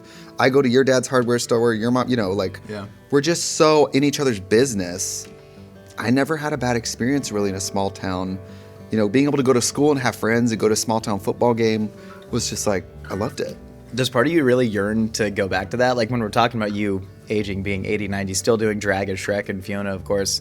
Like, do you see yourself back in a small town like that? Oh yeah. I don't like nut for Los Angeles. Like, I don't who know, does? really. You wouldn't know where to nut. There's no center city. Where do you even nut? Pasadena? There's nowhere to nut. Nowhere to nut. There's nowhere to How's a nut. single place to nut in LA? No, and I love, I currently have a home in Milwaukee and my mom has a house there. And so when I bought my mom a house, like my aunt, my sister, they all live in a big house over in West Dallas. So when I'm home, I can go visit them. I get sad when gay people have a different situation, and so they don't feel that way about where they're from. What happened to your dog Checkers? Okay, thank you for asking. Yeah, I'm so concerned. So I'm a lifelong vegetarian. You'll notice there's no meat on the menu today. My neighbor, Mrs. Lewin, she called, and we have black bears where I'm from, like a lot of bears in Wisconsin. You know, if you leave your trash out, like cars, hungry bears will just come up to your house and sniff around. I've never known them. They killed somebody, but they came up to my neighbor's house, and my dog was in the backyard, and my neighbor called and goes, "Oh, Checkers is in the backyard, and there's the bear, and Checkers is just getting it." Eaten. Checkers got eaten by the bear. Isn't that horny? No, that's not horny, It's not Trixie. horny. I've been Okay, trying to affirm It's kind of everything a- you're saying. No, your dog getting eaten by a bear is not horny. He was just getting it. That's a horny phrasing I know. of a dog getting eaten by a bear. I'll say that. But you know what's sad? In a small town, 20 years ago in Wisconsin, they're a little too quick to put animals down. Whereas I think in the city, I've seen people, they will eat themselves at a house and home, making sure their diabetic cat has insulin. You know what I mean? In LA, people will be like, I will risk it all. yeah. And that's how it should be. You think? I don't even eat the animals. I'm gonna get canceled so many times. We'll figure this out. I have had the conversation about like how high would the vet bill have to be for our cat Pippin to, just. There's a number. Everybody has a number. Baby, That's all I'm saying. I think that about people. So I think you're okay. Where do you value me at so far? We've known each other for about You're 40 good. minutes. You're Okay. good. I go to bat for you. Maybe another basket of these. I don't know. We got some more in the back. Yeah, maybe I'll come for it. But, I love my mom. There's a price for everybody. Right? She wouldn't want that burden to be on you. Of course not. You know what I mean? She'd be in the hospital, like, just pull the plug. She'd be like, just do it, whatever. Hi, Mom. I love the way you talk about like what could be perceived as deeply traumatic shit. You talk about it with so much humor, and I know you said that you don't like to trauma dump, mostly because you just find it uninteresting. I do. Why is that? What do you find interesting? Weirdly, I always think that trauma is the only thing that bonds us all. But I also caution, some people who will watch this might comment that I do this because bad things happen to me. I don't think being creative is a prerequisite. There's not, the prerequisite to that is not trauma. Do you ever feel like you have a duty, though, to say your fans, people who, I'm sure you've gotten thousands, millions of messages from people saying you explaining that traumatic story and seeing you become this big successful person has helped me in a way. Do you ever feel that sense of duty to fans, or that's, not on you necessarily? Well, first of all, you said duty. And you said it a few times. But That's funny. what I it's No matter now no matter that's who you are. comedy. Now that's comedy. Now that's right there. comedy. Duty. Can we put an edit on duty? Duty. Yeah. I've noticed over the years that people's relationship with Trixie has like very little to do with me. It's their own experience. It's like sometimes people be like, "Oh, I found your show when I was in the hospital. My mom was dying, and we would watch you on YouTube all the time." Yeah. Or people are like, "I started watching you during COVID. I was so scared and just binged your shows." Or people all the time on the YouTube channel, which you can all subscribe to. This is my channel's like this, but like kind of like. Their set is way nicer and more expensive too. Way Much better nicer. producer. It's the whole thing. Yep, Yeah, and yeah. we feed the camera people. You gotta stop doing that. They're not gonna want to work. They're not gonna want to work, Trixie. But I just try to take my responsibility very seriously, which is to make something I think is fun and funny and I enjoy, and deliver it in a way that's like accessible and can make people feel good. 100%. And it's always been comforting for me that like, oh, people are not consuming me. They're consuming an image of me. They're consuming a product that I've made. Do you view like Trixie the character as a product that you've made in a sense? Like how much of like Brian is inside Trixie? Where does that Venn diagram go? Have you ever seen Men in Black? Yeah. Do you remember when the face opens and that little alien's in there? Well, that's me. Which one's which? Well, I'm the little one. Okay. And then, I'm that and this fake thing. So, my idol is Elvira. One of my other idols is Pee-wee or RuPaul. Some chunk of them is in there, but primarily I don't think of it as me. It's interesting the way that we frame drag because there are so many people think of drag as you referred to yourself as a crossdresser earlier. People think of drag as cross-dressing, but there's a band called Kiss that I like. They dressed up like clowns because otherwise they would have just been old Jewish men, and they looked way cooler dressing like clowns from space, shredding on a guitar. I think there's like a lot more drag out there than we sort of register in certain ways. Those of you who might be watching this who might have a problem with the way I look, don't worry. I'm never going to come down to the Applebee's and surprise you with a performance. You'll be fine. She's going to Chili's, folks. It's happening. I feel God in this Encino Chili's. Commons Chili's. Trixie Mattel's coming. I'm coming down to the Jimmy John's and I'm doing a number. When people have problems with drag, you notice these people don't have problems with Medea, Dana Carvey, white chicks, Tootsie. They have a problem with gay people cross-dressing. 100%. They don't have a problem with, on Saturday Night Live, someone putting on a wig and playing a woman that week. They don't care about that. Like the Gap girls, like cross-dressing goes back so far. And they always have a problem with it when it's the gay people. Yeah. That's all I'm going to say. When the gay people are cross-dressing, then it scares you. And I think basically the whole world goes, well, then you do this, and then you get married, and then you're going to have a baby, and then you do this. With gay people, I never get bothered by anyone about when are you going to get married, when are you going to have a kid. Like, I have ultimate freedom. And I think sometimes things like being married or having children or having a normal job can feel like a cage. Yeah. And homosexuals represent so much freedom. And I think in some ways that level of freedom calls into question the system in general. And then that really pisses people off because they're like looking at what they purchased they're like, was I duped? Trixie, for course number 2 of your final meal, we have the penne rosa, no mushrooms, sub broccoli from Noodles and Company. And then we have, this is scratch made, we did bucatini cacio e pepe, as you have so lovingly pronounced it. Here, please. I don't think that's how you pronounce it. I think it's Gajabib. Gachapep. Yeah. Gachapep. Well, that's the Wisconsin variety. Yeah, It's actually from Wisconsin by originally. way of Italy, yes, of course. You know, it's like chicken parmesan Alfredo. They're all Italian-American dishes. Can I dish you up some gachapep? Of course. I don't know what happened, you guys. My last meals were a kale salad, a green juice. I don't know what all this shit is. Be honest, am I the fattest you've ever seen in your life with with this stuff? You are nowhere near the fattest C word. That's your word. You can say it. I can't say it. That I've seen. Would have felt like cultural appropriation if I said it. You know what I mean? No, I think it's fine. You can say too. I don't care. I don't know. I already. Don't you guys think you should I already say it? killed the thing about saying. What if I say it and you mouth it? I don't like where this is going. I don't like where this is going. Listen, I was in the Call of Duty lobbies in 2004. Oh, no. No one's going back. I'm not going back there, Trixie. Baby, they're still in there. They're still in there. Go play Fortnite. I don't want to. Well, do you see why even when I was like running the marathon, I scarcely lost weight? Like when I was reading for the marathon, like how you're supposed to eat the days beforehand, I was like, that's what I was gonna do anyway. And that's what I've been doing. Carbo loading my whole Yeah. life. Well, you're out there shaking your shit on stage. You know, you're basically running marathons every night doing drag. I love cacio e pepe. It's like 4 ingredients. I think it's pecorino cheese, Parmesan, salt and pepper, but mostly pepper, noodles, and then you use obviously butter and water from the noodles to make it. That's the Wisconsin version. In Italy, they don't use butter. We use butter in this because we're Americans and Yeah. not homophobic. Well, not because in Italy there's a Barilla pod. They said some bad things. They've atoned for it. They made a rainbow pasta box. Italy? Barilla brand. Yeah. Look at Well, they still got the Vatican, honey, so they have a long way to go. Listen. What is? I never eat in drag I was gonna ask ever. you, This is so weird. I feel. do you want me to like spot you? Would this help at all? I don't know. Like I don't. Should I snort them? Like that's think what you I'm used probably to should. doing. Yeah. You know.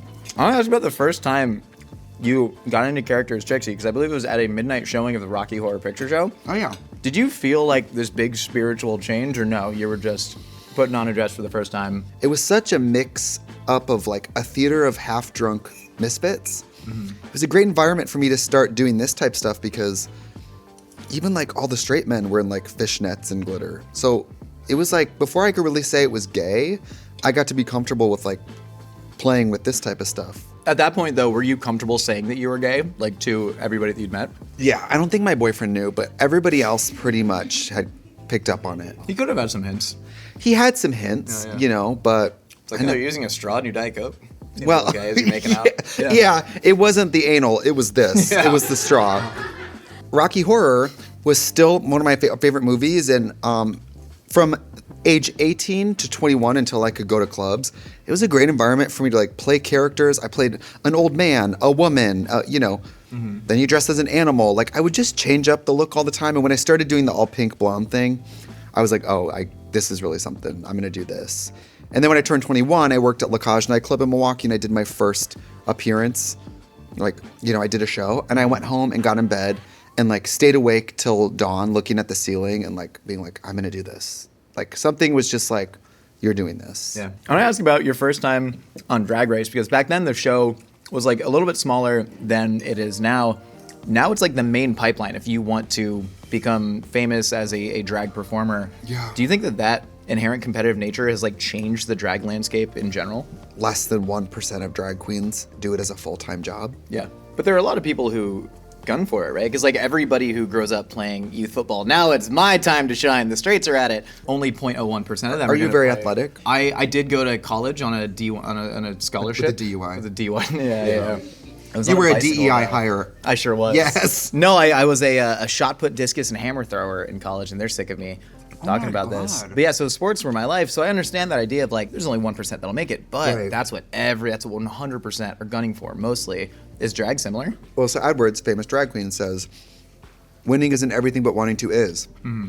Which is obviously the athletic spirit, right? I mean, that's why I loved running, was because it's about your personal best. It's not really about anyone else. It's just about you and your goals. That was literally what attracted me to track and field over like football or basketball, yeah. But I guess with drag, I mean, I always wanted to do it and I always felt ambitious. And I have this toxic trait, which is like believing in myself. And I know that nowadays the kids, like, that's not cool to be like earnest and believe in myself. But I just always like believed in myself. And I'm very high on my own supply. I think Trixie's cool. When I came up with Trixie and I started to really get the eyes down, I was like, this is great. Yeah. I was like, people are gonna love this. I thought That is incredibly rare these days. I was like, this is gonna be a great doll. It's gonna be a lunchbox. I could see this being, and then all those things I thought it would be, it is. And so I know that that's kind of like, you bald bitch, but I did think this like was possible. Yeah. And so I thought, I think Trixie's cool. I'm gonna try to make it as big as I can.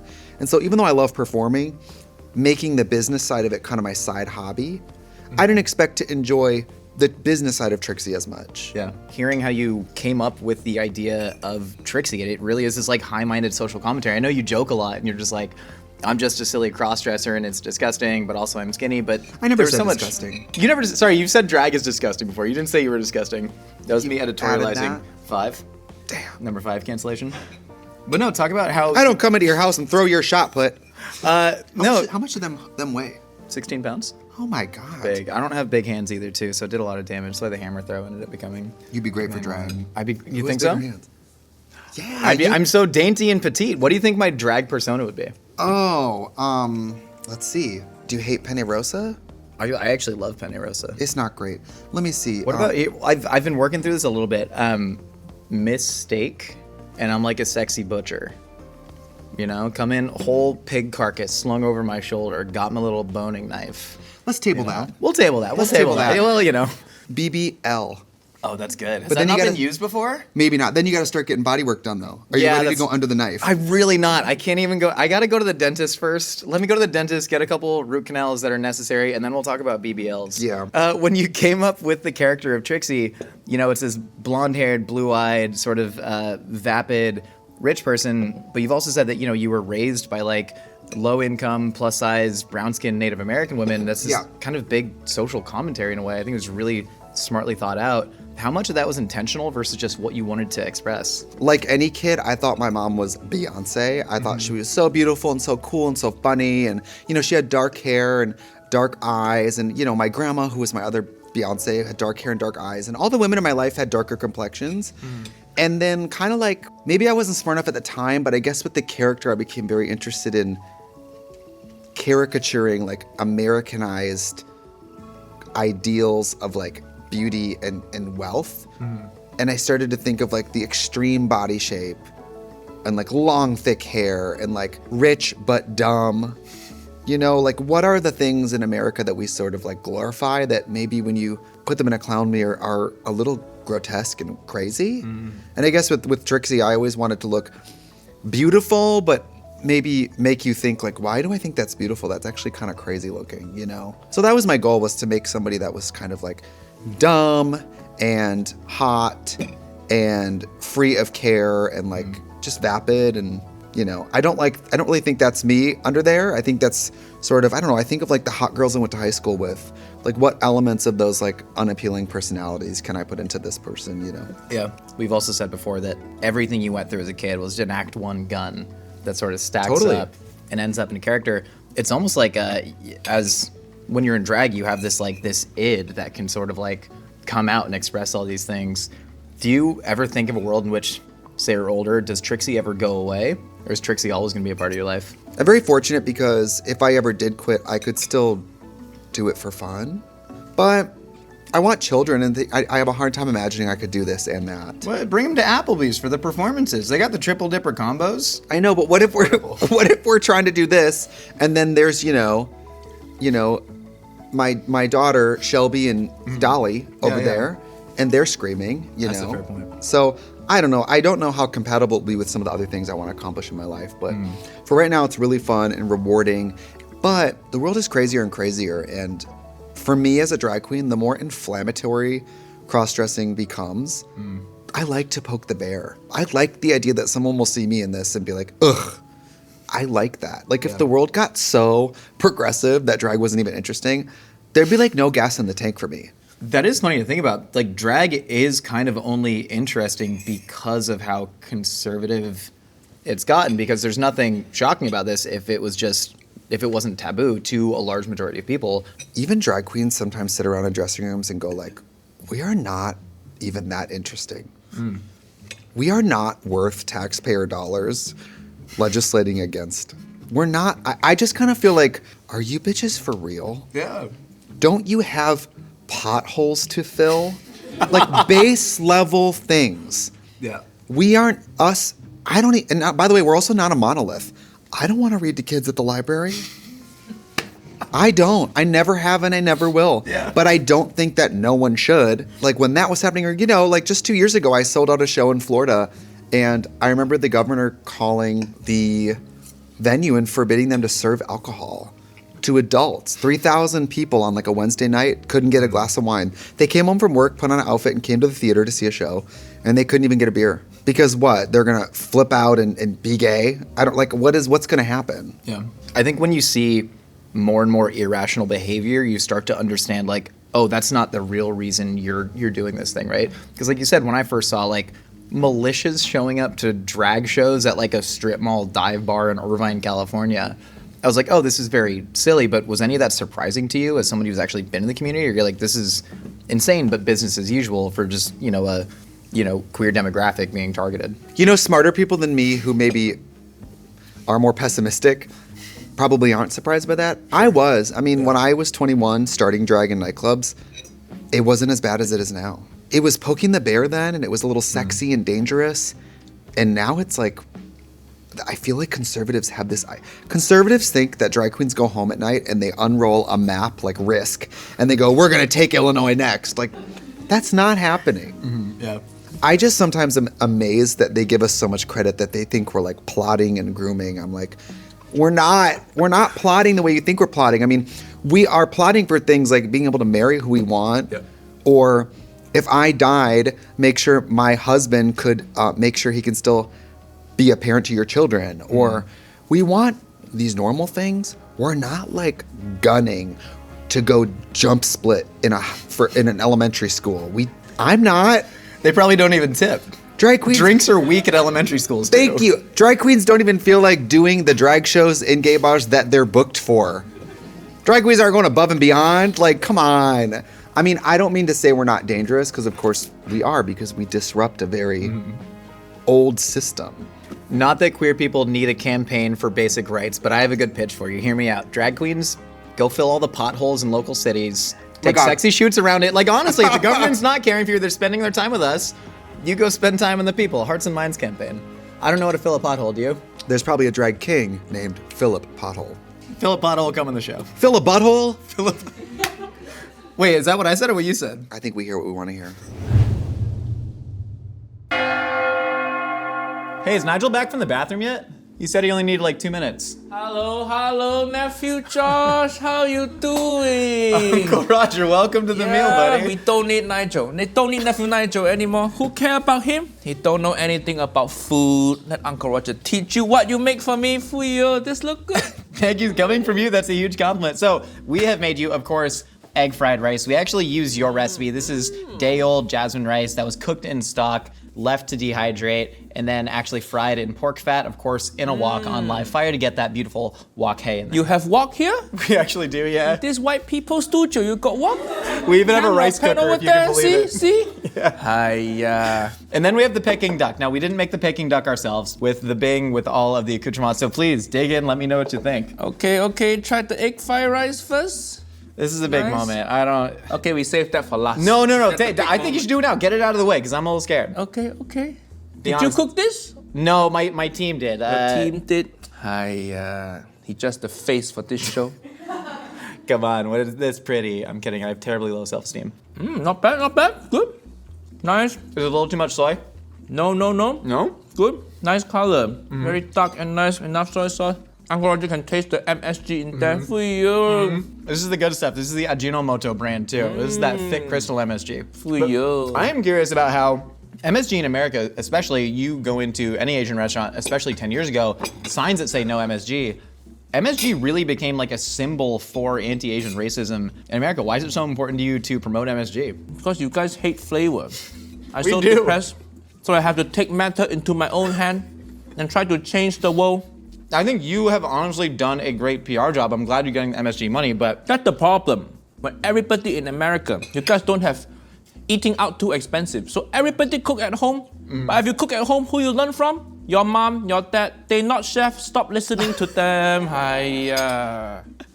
can I pour you up some pu'er tea? Yeah, please. Tell me about the pu'er tea and what this means to you. Everybody drink pu'er tea. You know pu'er tea, the best tea. Not too heavy, not too light. Nice flavor. It's got a beautiful earthy roastiness to it that I absolutely love. Uncle Roger like this analysis. In Asia, we just drink tea because the tea there. Best way to learn cooking with feeling is to date Asian women, you know? They teach you. Yeah? You got girlfriend, nephew Josh? I have a fiance. Yeah, she's Fiancé. She's not Asian. She's a white Jew, and her mom is a great cook. So she is a really good cook. Okay, don't go to Thanksgiving at her place. No, I cook all the Thanksgiving. Good. Please dig into the Peking duck. Why is Peking duck one of your favorite things? Peking duck is symbol of the best Chinese food. It actually, you need to use feeling, but you also need technical also, you know? Okay, nice, let's see. The Peking duck skin should be nice and crispy. But should be this crispy. one, you DoorDash this sitting in back of some guy's motorbike for half an hour and not gonna be crispy. I think it was actually the back of a Prius. Prius, We tried. it's still okay. What do you think about your nephew Nigel not being allowed potentially into China? Oh, Uncle Roger not allowed that also, Yeah. so we together. He's a nephew. If you don't know, Uncle Roger have stand-up show, and in stand-up show I make some joke. I joke about Taiwan. I joke about China, and that they're not happy. Yeah. I think sometimes communist parties tend to lack humor occasionally. Yeah. Correct. See, isn't it nice to be white? Yep, I can just say that. Listen. No problem. Any country let you in. You much, joke about man. North Korea still let you in. I think they would. Honestly, they might want the cultural ambassador. Why is it so important to you to call out, especially white chefs who make terrible renditions of Asian food? Because it's funny. It is funny though. The It is first funny. thing, you play that video in front of any Asian parent, any old Asian uncle or auntie, they're gonna have same reaction. Uncle Roger just package it up nicely into YouTube video, you know? The BBC is one of the biggest, best journalistic organizations in the world, and they couldn't get it right that you don't put olive oil in Southeast Asian food. Olives, famously, a fruit that does not grow there. You're absolutely correct. I think there's a lot of very deep, salient points on top of the fact that it's very funny and relatable. So just know that I absolutely love what you do. Thank you. Even if I didn't make the Peking duck myself. Uncle Roger wish I could say the same.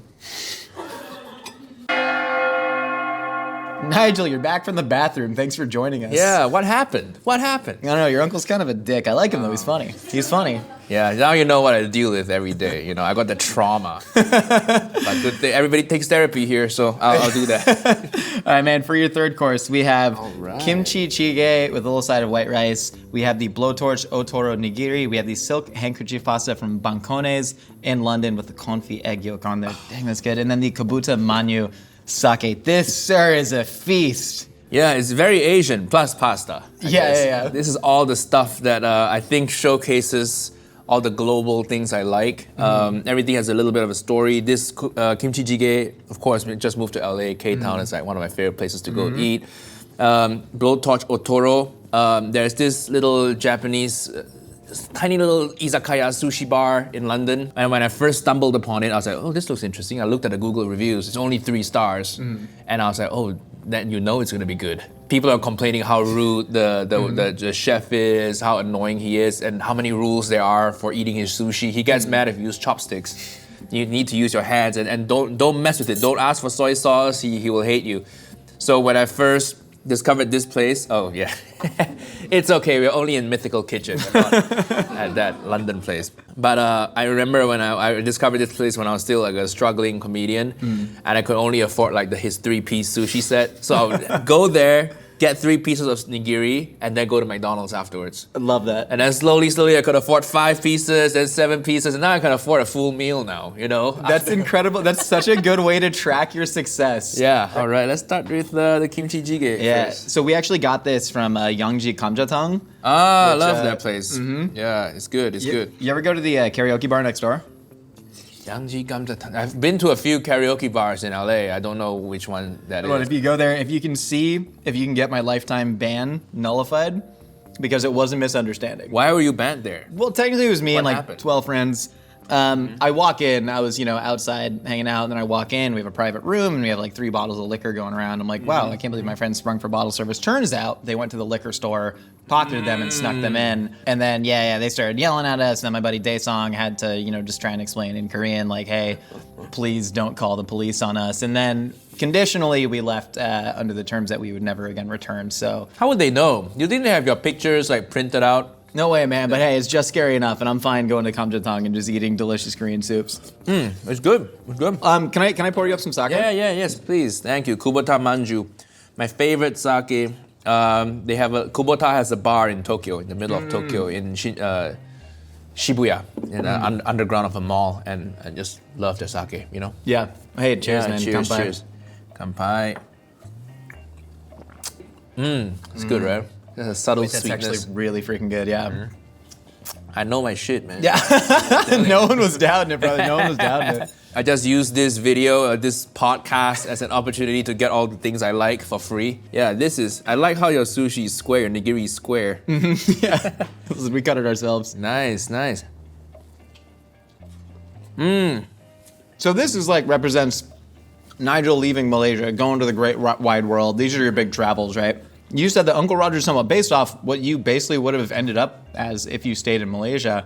I want you to walk me through a day in the life of Nigel Ung if you'd stayed in Malaysia. What would you be doing now? I grew up, not without a lot of money, so my parents were just in Asia. If you grow up in that, maybe lower middle class, they just want their kids to go to a good school, get good degrees, go to university, then graduate, get a nice white collar job, and work there. And I think that would probably be the route I would take if I were in Malaysia. Stable, decently paid, maybe tech job. And then maybe on the side, I would have some sort of slightly creative hobby, probably photography. It seems to be a very Asian thing too. Sure, but are you into photography, or you just think you would have been into photography? Well, I had a phase. How are you trading in your money now? Also, eat the pasta. Oh, eat yes, the pasta. pasta. What's the point of life with cold pasta? This Bangkone is the name of a restaurant in London, and unfortunately, it's pretty much impossible to get in because everything in Europe is like 15 seats, and then sometimes, there was one time I tried to go there, no reservation on a Friday. I was like, oh, can I have a table for 4? And then the front of house person just laughed at me. Hey man, you just talked about how rude restaurant owners get, bad reviews, which is how you know the pasta's good. So That's apparently, true. They know what they're doing over there. you said that it was all your dad's desire for you to just get a stable white collar job, and you were on that track, right? You were a data scientist for a while. Yeah, I was doing Monday to Friday. I had a full-time job, 9 to 5, Monday to Friday. 6 p.m. I take a train all the way in the UK. Trains you can take trains everywhere. Do my show, 2 hours away, 2-hour train back. Go to bed at 1 a.m. Wake up at 7 a.m. Repeat every day. Did you tell your parents that you were doing that was a prospective career plan, or did you keep that hidden for a little bit? I told them, I was like, well, I'm doing this part-time, and it seems to be going okay. I got an agent and everything, so I might go full-time soon. And then I went full-time stand-up September 2019. So 6 months before COVID hit and closed everything. That's that down. boo-doo music creeping up on the yeah. jaws. COVID was the jaws in that situation. So I had maybe 10 months worth of savings left. And I told myself, let's give this social media thing a shot. Got very lucky. So thank you to everyone for your support so far. The video is not finished yet, so don't click off. Don't you dare Right, click yeah. off. Where are they? Don't you click off. We need that watch time. We need that AVD. We need that retention. I think people who watch YouTube a lot will be like, oh, thank you for watching. And, oh yeah, the video's finished. Click it off. So I know the tricks, bro. I know the tricks. Did anybody notice that I wore the exact same outfit for both Hank Green and John Green, despite the fact that the videos are more than a year apart? Did any of you know that? No? Yeah, really great bit with a huge payoff, Josh. But thank you so much for watching. We got more Last Meals coming out. We got more content coming out. Thank you again for the undying support, and let us know what YouTube creators you want to see featured on Last Meals next time. We'll see y'all later. Hungry for more? Catch up on every Last Bite with the Last Meals playlist at lastmeals.com.